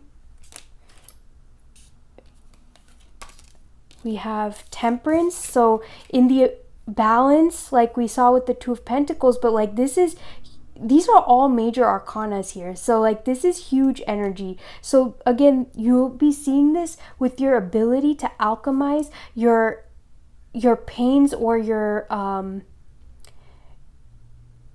the lessons that you've learned into blessings, into your victories, like learning to alchemize your pains into victories, learning to alchemize any hurts from the past into blessings.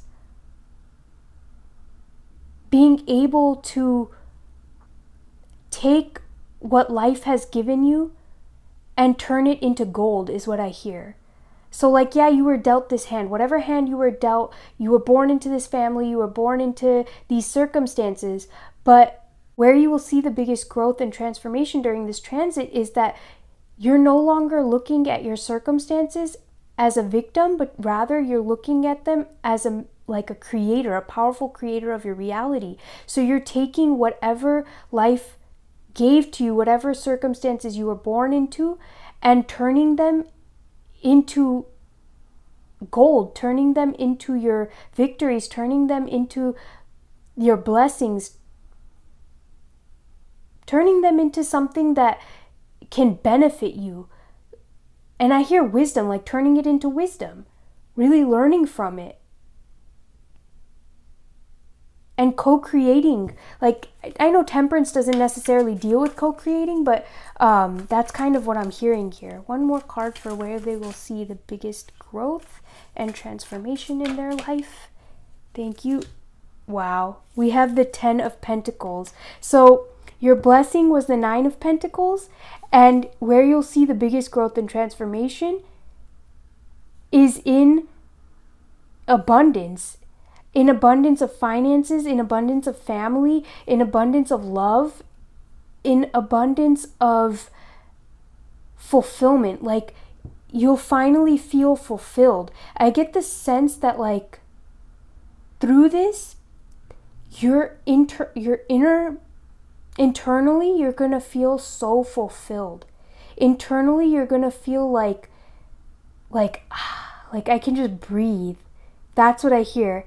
And you're really going to be coming back to the present and being able to enjoy the present moment, being able to enjoy each moment in your life as it comes. No longer feeling like you have to live in the past or be concerned and worrying, like overthinking about the future. Like, no, you're coming to the present, and that's what this transit is helping to bring you, is bringing you back to the present, enjoying your present moment. That doesn't mean that we can't think about the future, or that we can't plan for the future, or that we can never think about the past and learn from the past, but rather that we're not living there. Like, I see you living in the present. And that is one of the biggest growths and transformations that's happening in your life through this transit, is like you're living in the present moment. You're balancing things out in your life so that you can have forward movement, but also enjoy where you're at right now. So you can work and move forward, but also take time for rest and enjoyment, and like almost like being able to put in that work and work hard, but also being able to rest and play and enjoy life just as hard, like just as equally as you work. Like, work hard, play hard is what I'm hearing. Now let's get into your advice and messages from Spirit. Let's take this. We have Moth Spirit, surrender now. So your advice is to surrender. It's kind of interesting that you have 39 here, because 39 breaks into a 3. So again, that 3 energy is coming up really heavily. So being able to kind of like surrender to the moment, surrender to the flow of your life. Surrender to your light is what I kind of hear too. Like with moths, you know, they're so attracted to the light. I get the sense that for you, it's like finding that light. What is something that is going to help guide you? What is something that you look at as a light in your life, and allow for that to, like, allow for yourself to flow with that. I hope that makes sense.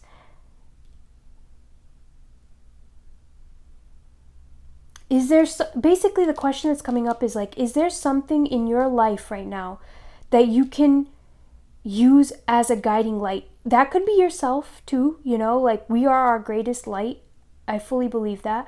But like, if for whatever reason you're having difficulty in seeing your own light right now, is there anything else in your life that you can use as a light? Maybe it's like, you know, tarot readings on YouTube and watching encouraging messages that are helping you to keep moving forward and take those baby steps forward. Or, you know, maybe it's like motivational speakers or something along those lines, or, you know, reading a motivating book, whatever the case may be. Like, is there anything in your life right now that you can use to help you move through any of this tense periods, any of this difficulties?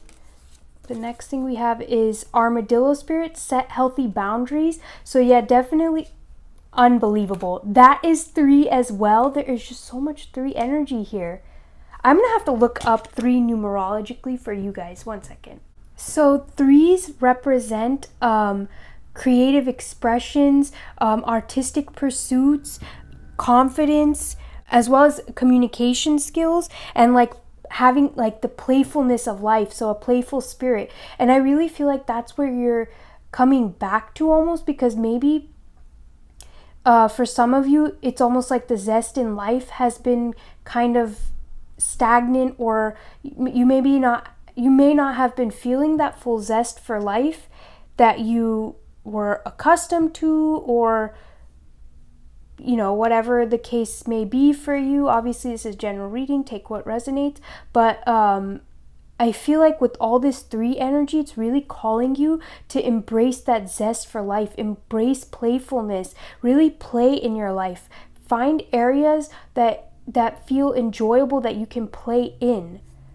and just kind of have fun is what I'm hearing. So it's also kind of interesting that for this deck, I usually only got one card and 3 popped out. So again, another 3 confirmation. And dance. So this is your advice. Dance. Maybe some of you need to dance. Maybe you guys need some music, some upbeat music in your life, some more momentum, something to help build momentum in your life. I personally love dancing. It's a great way to release energy and to help you like just kind of have like this freedom and like express your passions and just feel, because like when you dance, you really like, especially when you just like let go and like allow yourself to dance to the music freely, you sort of have this like out of body experience where you're just not in your head anymore. And I think that's a big thing here, is like your advice is to stop being so much in your head and like come back to your, like going within your inner world. Come back to your inner world. Go within. Wow, you have so much about like going within. So another big thing here I feel is like meditate. Really sit in your own presence. Hear your thoughts out to help you close out these cycles, to help you learn your lessons, and just be present in the moment. Maybe for some of you, chakra work could be really important, because I'm seeing this thing here. I don't know if you can see that with the chakras. So like working with your chakras and connecting to your energy, reconnecting back to you. Again, like some of you might just be grinding really hard in your work, or doing something really with a lot of like pouring a lot of energy into something and kind of neglecting yourself in that process. And I feel like right now it's really calling you, like your advice is to go within, because by going back within, by coming back to your center and by coming back to yourself, you'll be able to learn these lessons and close out these old chapters so you can move to your blessings and move to calmer waters. I'm gonna take these cards to end this read. Wow. Well, I'm not gonna take these cards, but we'll just see them. It says nomad. The nomadic wanderer lies deep inside, so take the leap now. Don't crawl back and hide. A cure for longing. Love is happiness, a spark inside. Live deliberately and choose boldly, then you have arrived. Yes, kiss the ground and touch the sky. Your soul is set now to leap and to fly. There's a lot right here talking about taking a leap. So maybe for some of you guys need to take a leap of faith into something. That might be a message for some of you, that right now is the time to really take a leap of faith into this new beginning. Really embrace the newness in your life. Let's see what last message, spirit guides of pile 3 do you have? That's unbelievable.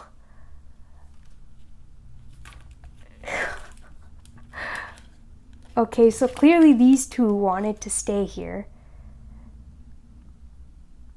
We'll take one more.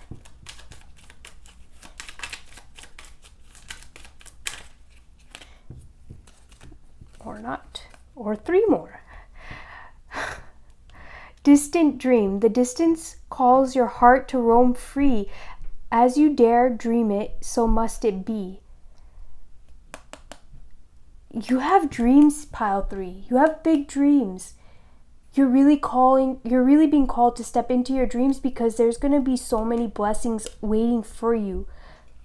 And there's also something here about like love. I'm feeling like self-love, like really coming back to loving yourself, to loving your life.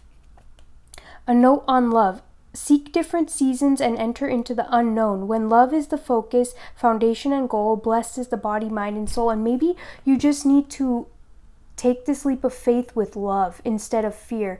Like move into it with love and faith knowing that like even if it doesn't work out exactly as you thought, we can't see exactly where that path is going to lead us. So you just never know what's going to happen, right? Like, you kind of just have to take that leap of faith. But do it, what I'm hearing is like, do it out of love for yourself and for your life, knowing that like, or wanting better for your life. Like, anyways, do it out of love. That's the message. That's the main message that's coming up. Destiny. One door closes, another opens for you. Let the plans of destiny unravel true. Pile 3. I feel like that's so self-explanatory for your reading.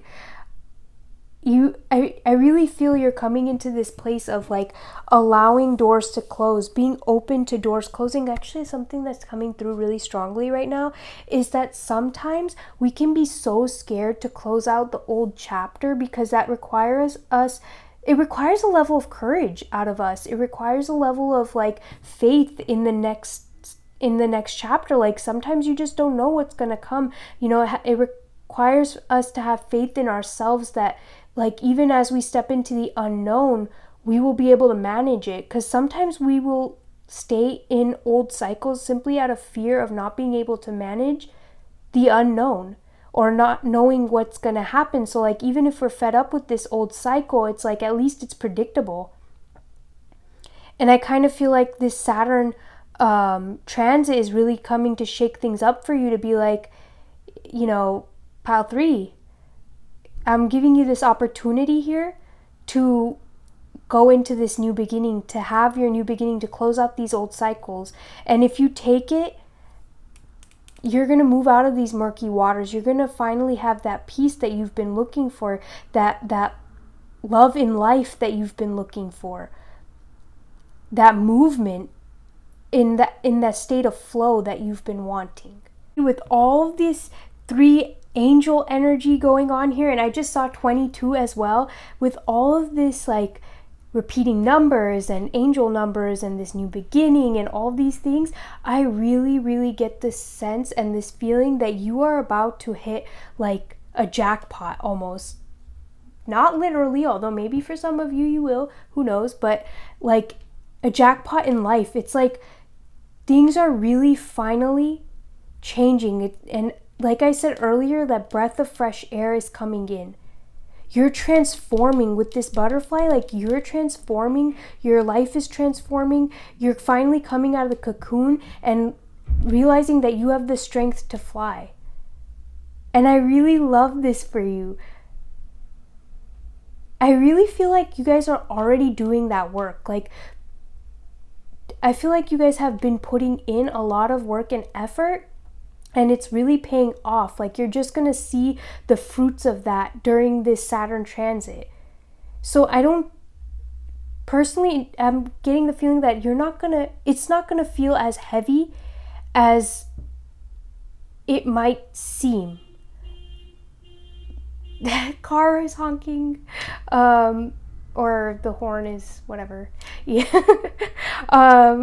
Yeah, like, it's not going to seem as heavy as you might think. I feel like your mind might think the worst, but really this inner work and this closing out of the old cycles is not going to be as bad as you think. It's actually going to come in quite smoothly, is what I get, and to help you move through this period, to actually have your new beginning. And I feel like your new beginnings are happening while Saturn is still transiting, just based on the inner work you have done.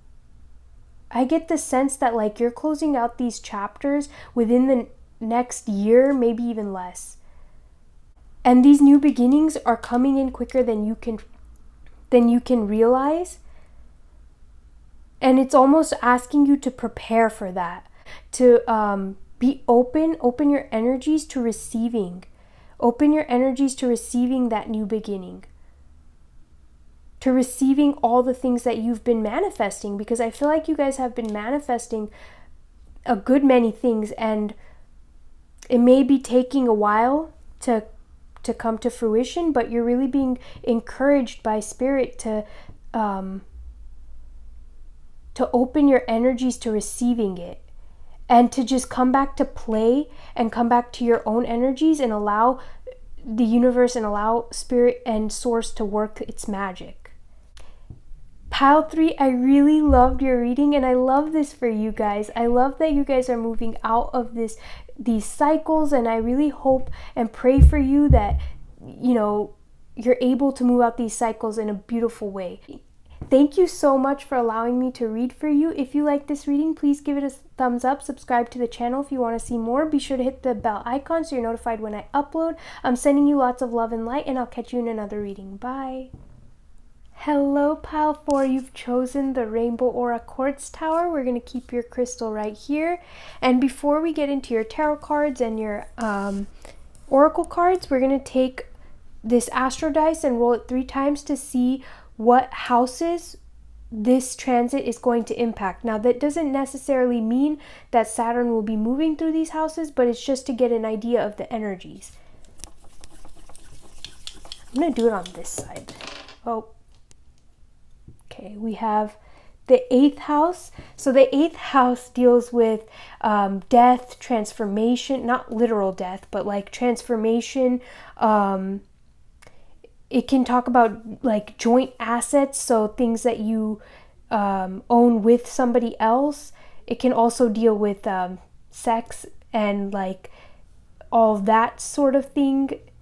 The mystic realm too, in many cases, it can deal with that. It's a Scorpio ruled house, so think about the attributes of Scorpio, and that's kind of what the 8th house deals with. Now let's see. Oh gosh. Okay, so we have the 11th house coming up, and the 11th house deals with like your friends, your ideas, any dreams that you might have, the groups that you're connected to, the social circles you kind of run in, and any ideas that you might have, like any visions or ideas that you might have, like pursuits that you want to go after. And see one more. And it can sometimes deal with community as well. We have the 10th house coming up, and the 10th house deals with our careers, our career ambitions, our goals, social status, everything to do with like public eye almost, and how we are seen almost in the public eye. All right, so you then had. So you had the 8th house, the 11th house, and the 10th house. Those are the houses, the energies of those houses is where you will probably or most likely see this transit impacting your life. And now let's take a look at your oracle cards. So these are for advice that we will take afterwards, messages and advice from your spirit guides on how you can work through this transit. But it's also interesting because when I was, for all the other piles, well, pile 3 also had 3 for theirs, but like for the other 2, it was just 2, and yeah, a lot of cards came out when I was shuffling to see what area of your life this transit will impact. So this is just for further confirmation, or if there's any other areas that we can see. We have Kriya, and I'll talk about these cards after we lay them out. And Yamas. I don't know why, but it's happened to me multiple times where I've called this Tamas instead of Yamas. But no, this is Yamas. All right, let's see. And then we have Safe Travel, 22, angel number 22. Well, they're just going to have to overlap. We have Good Cheer. So right off the bat, I feel like this is like impacting your external world a lot. Like the things that you're doing in the outer world, your dealings with friends and the company you keep, and like your life in terms of your external life, which is so different than the last three piles. The last three piles, like, they had external stuff too, but like theirs was very internal based. I mean, we still have to take your we still have to take your tarot cards to see, but just based off this alone, like, I'm getting a sense that this is very much impacting your outer world. And passion with number 11. So you guys have quite a few angel numbers here. Well, I feel like you guys are embracing your passions. And with this Saturn coming into Aries, and Aries being a very passionate sign, I feel like for some of you might even be Aries, and this is just helping to enhance your passionate energy. Or you're a fire sign and this is like enhancing that. But if that doesn't apply, this is like your passions in life are being transformed through this time. This transit's going to impact the passions you have in your life, and which I guess makes sense with travel. But let's go with these two first. So Kriya is all about like effortless flow. And I feel like the area of your life, like, this is impacting is the flow of your life, the ability to just effortlessly flow. Like, I almost get the sense that you're entering this period of things just effortlessly coming to you. Like, you don't have to do much because, wow, I just saw another 22. So that's really confirming this right here. But yeah, like, there's a huge flow happening through this transit in your life. It's bringing you to this place and state of flow. And I also get the sense with Yamas here, it's like your morals, like, it's almost highlighting your morals. And because of this moral compass that you have, it's really helping you to gain clarity on the direction that you need to move in.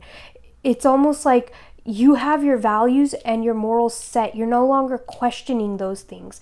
And because you have those set and you know who you are,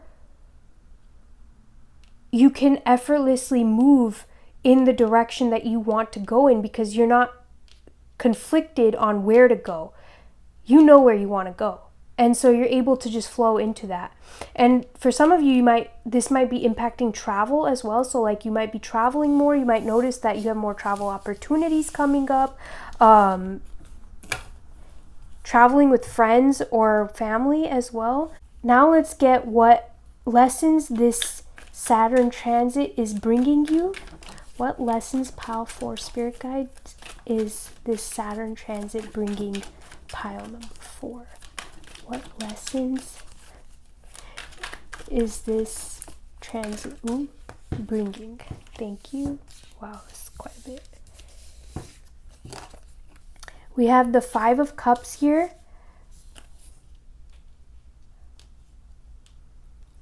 I feel like you're learning to move on from the spilled cups. You're no longer giving your attention to spilled cups. You're done with that. And the lessons you're learning is to make peace with that and move forward. Make peace with anything. It's also kind of interesting because these 3 cards here, they all have this gray background. So I feel like you're learning lessons on not allowing the negativity maybe of other people or the negativity in life to impact your light, to impact your aura. With the Page of Cups, it's like you're learning lessons on being curious. Like, I almost get the sense of like you're learning lessons around no longer fearing, being curious. Because even if your curiosity and like, even if through curiosity you explore something and it doesn't turn out the way you thought it was going to, it's still bringing you more understanding, greater wisdom. Like, it's still giving you something. It's still blessing you in some way, shape, or form. And I feel like that's what you're really learning here, is like you're learning no longer to fear curiosity, but rather to fully like open yourself up to curiosity. With the Eight of Swords here, it's like you're not going to trap yourself in these fear-based thoughts that are limiting you from exploring the things that you want to explore, just because sometimes it may not work out. Like the thing I'm getting here is like, if you have a new relationship, or if there's like a potential relationship coming in, the old version of you, or the lessons that you're learning, is like not to reject that relationship just because you fear that it may not work out. It's okay if it doesn't work out. Like, you'll still learn something through it. You'll still gain some sort of blessing through it. So you can still explore that. Then we have the Emperor coming up reversed. I get the sense that it's like you're learning lessons on how to stand in your power, how to one, balance out and heal your masculine energies. Any father wounds you might have, those will be coming up during this time, and I feel like you're going to be healing through those things and learning how to embrace your... It's also interesting because the Emperor is an Aries ruled card. The zodiac sign associated with the Emperor is Aries. So I really do feel this Aries, or this transit through Aries, especially when Saturn is actually in Aries, because again, it's not going to be transiting through Aries the whole time, the whole 3 years. Like, it's going to retrograde and do its thing, but like, especially during the times when it's in Aries, I feel that's when you're really going to feel these things. And that's where I feel like these lessons are going to come up, where you'll be working through any father wounds, any masculine wounds that you may have, stepping into your power, seeing your power, learning when to set boundaries and how to make decisions. Again, I guess this goes back to like that thing we were talking about earlier, where it's like, because you're becoming so sure of your moral compass, because you're starting to learn yourself on that deep level, you're able to make decisions with like clarity. You're not concerned, and again, like, you're not worried or fearful that something's not going to work out, because even if it doesn't, you'll learn something through it. And we have the Ace of Swords here being reversed. So with the Ace of Swords being reversed, you're learning lessons on, one, not believing every thought you have, but two, understanding that like you are in control of your thoughts. That maybe you can't control every single thought that comes across your mind, but you can choose the thoughts that you allow to linger, and that you allow to pour energy into. Basically, like, you can choose the thoughts you pour your energy into. I don't know why, but the vision of this one card from this other deck that I have, it's like a wolf, and the wolf has two different eyes. I can't even remember what the card is called. It's just a white wolf with two different colored eyes is popping up right now. So I almost get the sense of like accepting duality. I feel like you're learning lessons around accepting duality and getting your mind on board with that it's okay to accept duality. This world is full of duality, and that's okay. And you're learning lessons around clarity, really gaining clarity with the Page of Cups too. That can be like gaining clarity. The Empress being reversed, I feel like you're learning lessons around harvesting, around allowing yourself to feel. So when things don't work out, allowing yourself to feel, but not dwelling in those feelings, not remaining stuck in those feelings. It's like, I'm going to allow myself to feel, but I'm still going to tend to my garden. I'm still going to move on from that. I'm still going to stand in my power. It's also fascinating that you have the Emperor and the Empress here. So you're really learning lessons around balancing your masculine and feminine energies, stepping into your power, creating the things that you want, like being able to be sure of the things that you want and allowing for that creation to happen. And with passion here, some of you might be learning lessons through like a divine counterpart relationship. So like a masculine feminine relationship, in the sense of like a divine, what do they call it? A divine union. Some of you might be learning lessons through that. Some of you might even be learning lessons around your children. Maybe if you're in a marriage, like you and your spouse are learning lessons through your children, through their, like, through seeing them grow.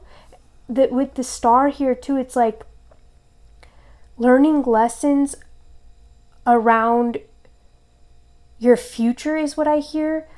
Learning lessons around how you can pour into yourself, how you can allow yourself to walk your own unique path, that you don't have to explain to anybody else. You don't have to over explain or feel like you need other people's support to walk your own unique path. It's nice to have that support, but if you don't have it, you're really learning lessons on how to be your own source of support. How to, also with the star here, it's like how to heal and how to come to this place of healing and enjoying your healing journey is another thing that I'm hearing. So for some of you, if you've been on a healing journey, if you've been doing massive inner work, this is like learning to enjoy your healing journey. The lesson here is to enjoy your healing journey, enjoy the fruits of your labor, even if, or rather, enjoy the labor that you've put into yourself, even if you can't see the fruits just yet. Because I'm getting this image of like somebody planting seeds and like a garden, or planting seeds to build a garden, and maybe those seeds haven't sprouted yet, and maybe like things are taking a little bit of time, but like the lesson you're learning here is like to enjoy that process of the seeds sprouting. So even if they haven't sprouted yet, enjoy the process of even checking on them, of watering them, of feeding them, of planting them, of setting those intentions. Enjoy that process is what I'm seeing here. Is what you're learning. The lesson you're learning is to really enjoy the process of life. Enjoy your life as it unfolds.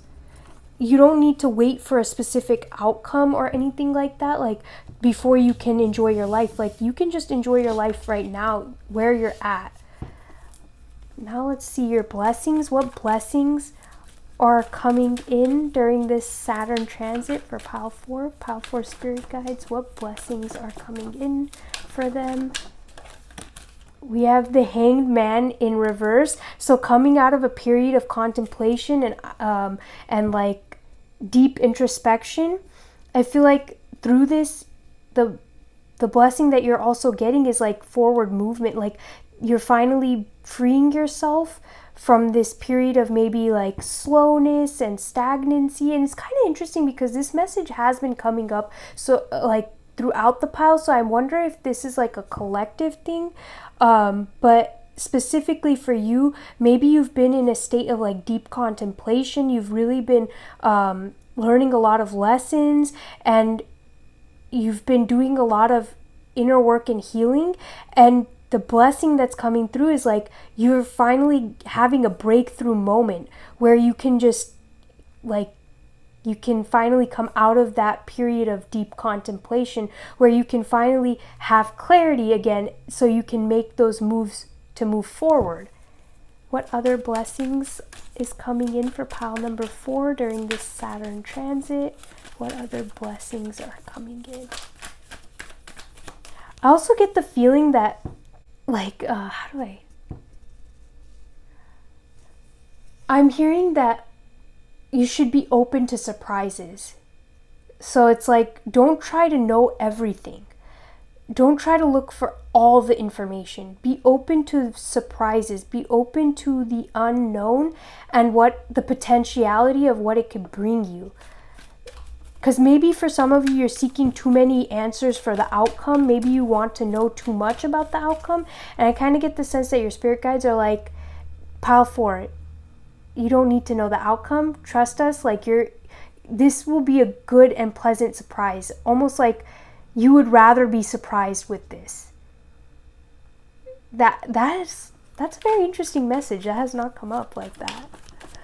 Pile 4, I feel like your spirit guides really do love you and honor you, and they're very like obviously spirit guides are, but like your spirit guides in specific are very concerned with how you're doing. They want to make sure you're doing good.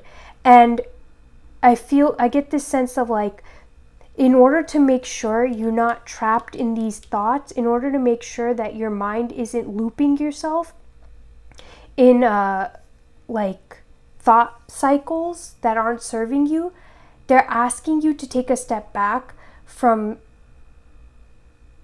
wanting to see and know the outcome and just trust. Like you're really, a big thing coming up is like, just trust and have faith in us and connect back to us. Can we just get a few more cards for blessings? The Chariot, forward movement, and Queen of Pentacles. So again, there's major arcana here, a lot of big energy with the Queen of Pentacles too. Like I feel your material world is going to be blossoming. You're almost like coming to this place of surety and confidence in yourself, being able to make decisions and hold space for you, being able to like pursue your passions and know and have faith that they're gonna like a reward is coming for them. So being rewarded for pursuing your passions, I feel like that's a blessing that's coming through. And with the Chariot, it's like you're finally moving away from indecision. Again, like we said with the Yamas and Kriya card, it's like, well, specifically Yamas, it's like your moral compass, like you're really getting an understanding of who you are. You're becoming more sure-footed, more confident in who you are. And because of that, like you're entering this season of flow and the ability to make decisions and move in the direction that feels best for you. It's almost like you're aligning your feelings and your intuitive knowing with your physical world, and the two are merging. I get this like image of two things like merging and becoming one. And that could also be why you're learning lessons around your feminine and masculine energies, because like you're learning how to merge those two so they can become one. And that is bringing you so many blessings here of forward movement, of being able to have breakthrough moments, of aha moments, of finally being able to hold the abundance in your life and seeing the abundance and caring for it. And taking care of yourself is also what I hear with the Queen of Pentacles. It's like you're finally able to take care of yourself and give yourself the love and care that you've been seeking and wanting to give yourself. Let's see where you will see the biggest growth and transformation from this transit in your life. Pal for spirit guides, where will they see the biggest transformation and growth in their life? We have the Lovers. In your love life, again, divine counterparts, twin flames, there's like a divine union happening here. And I saw that with the Emperor and the Empress. So maybe for some of you, you're going to be learning lessons with that other person. Learning lessons around that so that you can embody this lover's energy of moving forward with passion and creative energy. I feel like you're also coming to a place of authenticity to yourself. You're being authentic to yourself in relationships. You're seeing yourself truly, like you're truly seeing yourself for the first time. And I feel like that's where you're going to see the biggest growth and transformation in your life. It's like you finally removed the masks, you removed the veil, and now you're looking at yourself and you're seeing who you truly are. And you're coming to love and appreciate and respect who you truly are, and coming to this place of like feeling so grateful, like an abundance of gratitude for who you are and just loving you. And I feel like this is also impacting your romantic relationships, because I feel like now that you're being able to see yourself fully, you're allowing yourself to be seen fully and opening up to love and being able to hold space for that in your life so that you can really experience the fullness of love. Like, this is so beautiful, Pile 4. I love this for you guys. I love this for you guys. Where will you see the biggest growth? I'm feeling this, or no, actually, these two cards. And this one.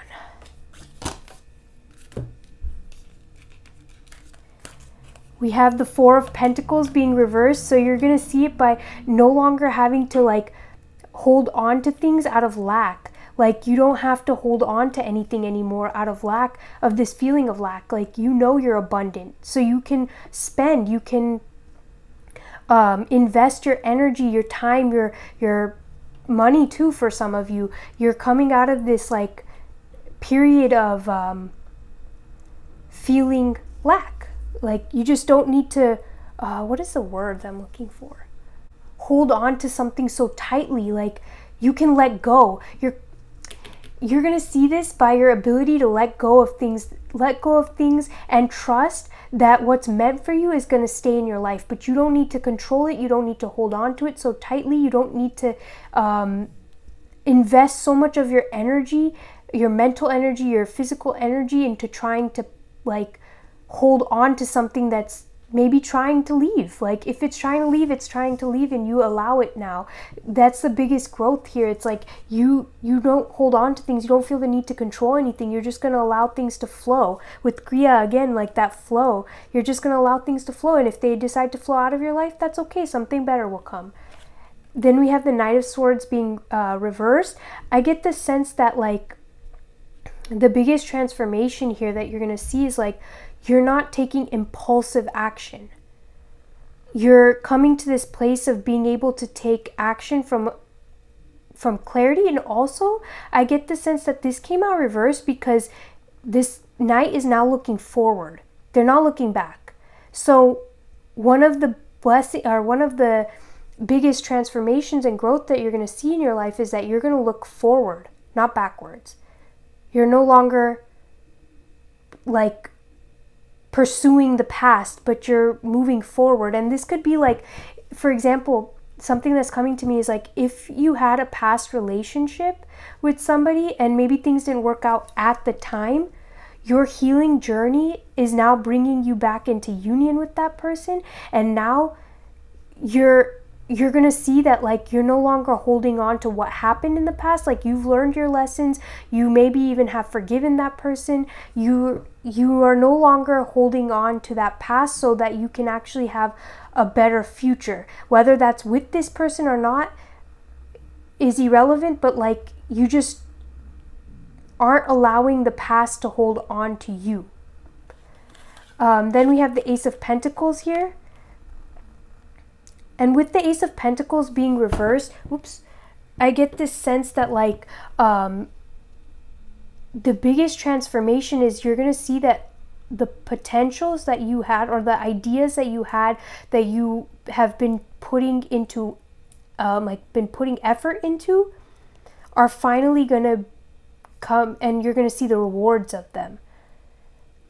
It's almost like you're finally being able to see ideas. I'm getting such a big thing right now.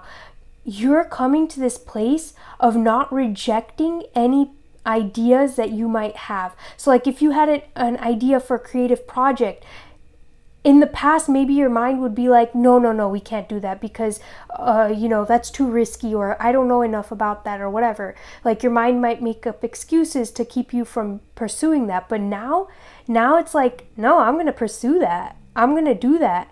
And you're going to be looking at this like, what? I'm actually pursuing these things. I'm not afraid to pursue it. And even if I am afraid, like I'm still going to do it.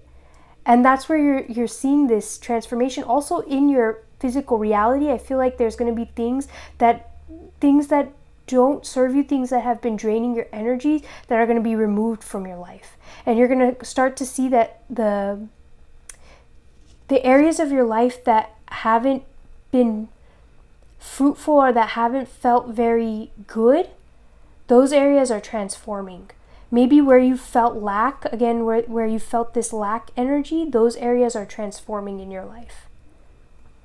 Now let's take a look at your advice cards. This is just advice and messages from your spirit and from your spirit guides and spirit. We have Numite. I'm going to look at the guidebook for these because I don't know. And hematite. 38 and 26. 26 breaks into an 8. So 8 energy, like infinite potential. One of your advices could be like seeing the infinite potential of this universe. We then have moving forward. So, and air. So maybe air signs might be significant for you. Gemini, Libra, and Aquarius. They might be significant in this, during this phase in your life.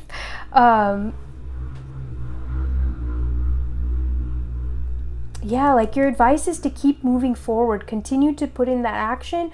Continue to take baby steps forward. And I feel like forward movement is happening anyways. Like that's one of your blessings.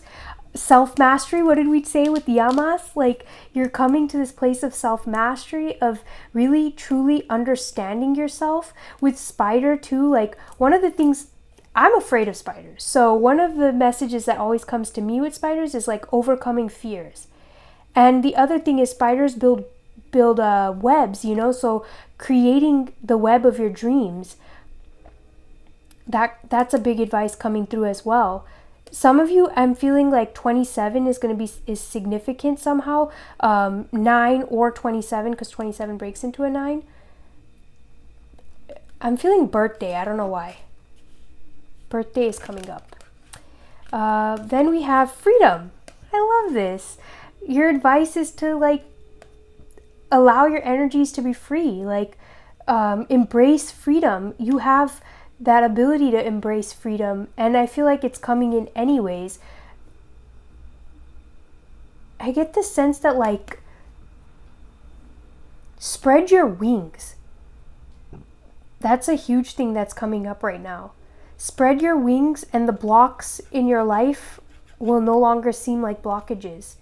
Yeah, those blocks are gonna melt away. They don't stand a chance.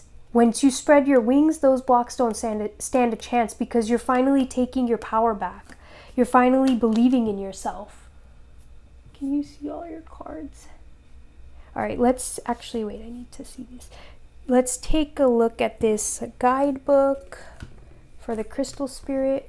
What number is this? 38. All right, so Numite.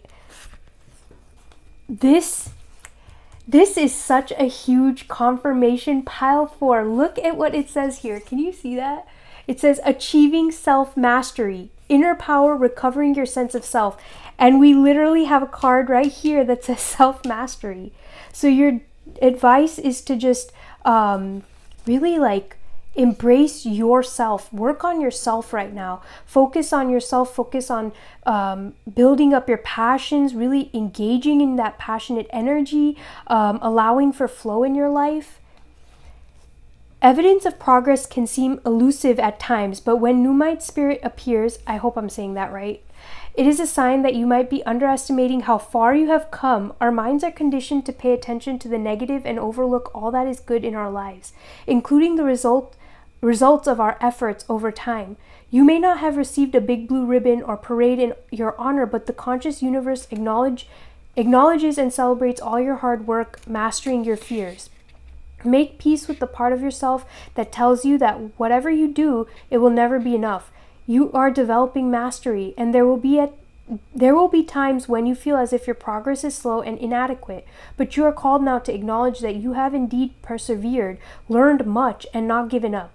Doing so will help you to stay the course rather than veer off track. Be gentle with yourself as you master the challenges you always seem to overcome somehow.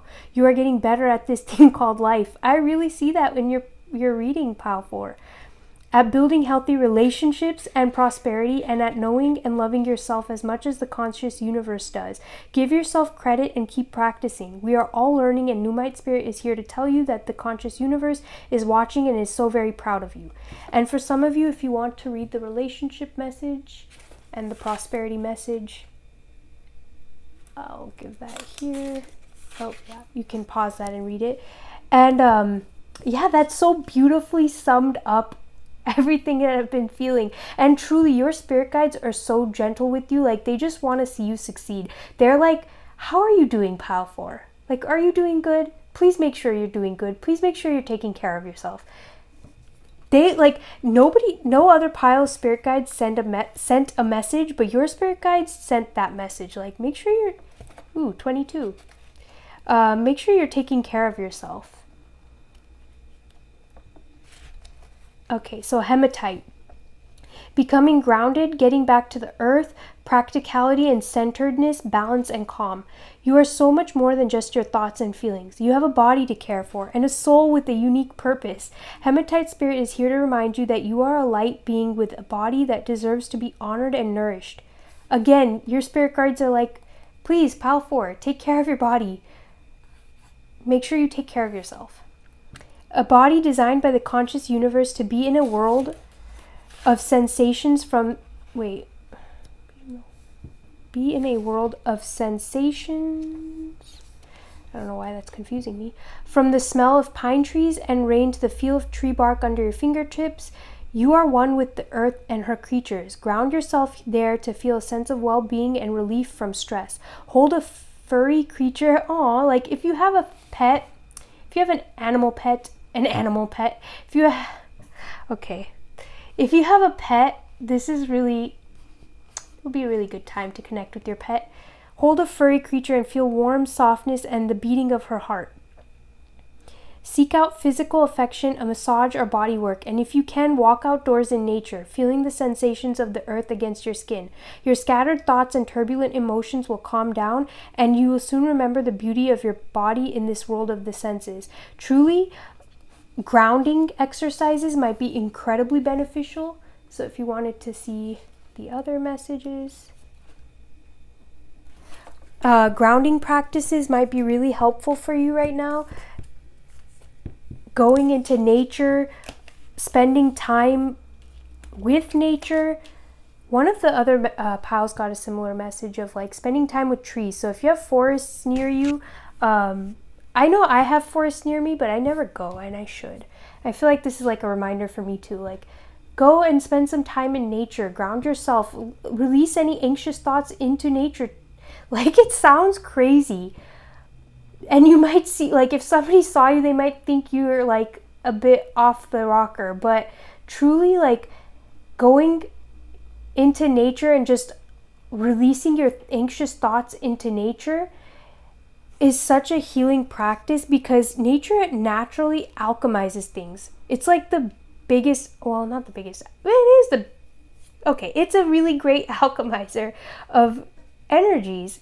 And so at this time, like, I'm getting the sense that your biggest advice here is to ground yourself, to come back to yourself, to focus on you, and to continue to move forward. It's also interesting because one of these, I can't remember which one, talked about moving forward. Like, keep taking those steps forward, even if it seems like you haven't gotten to where you want to go, or if your external world isn't showing you what you want to see. Keep moving forward, because you have made so much progress, and like there's so much here to come. And with that message of surprises too, like, I feel like your spirit guides just want to surprise you. They want to be like, look, Pile 4, here you go. Here's your surprise.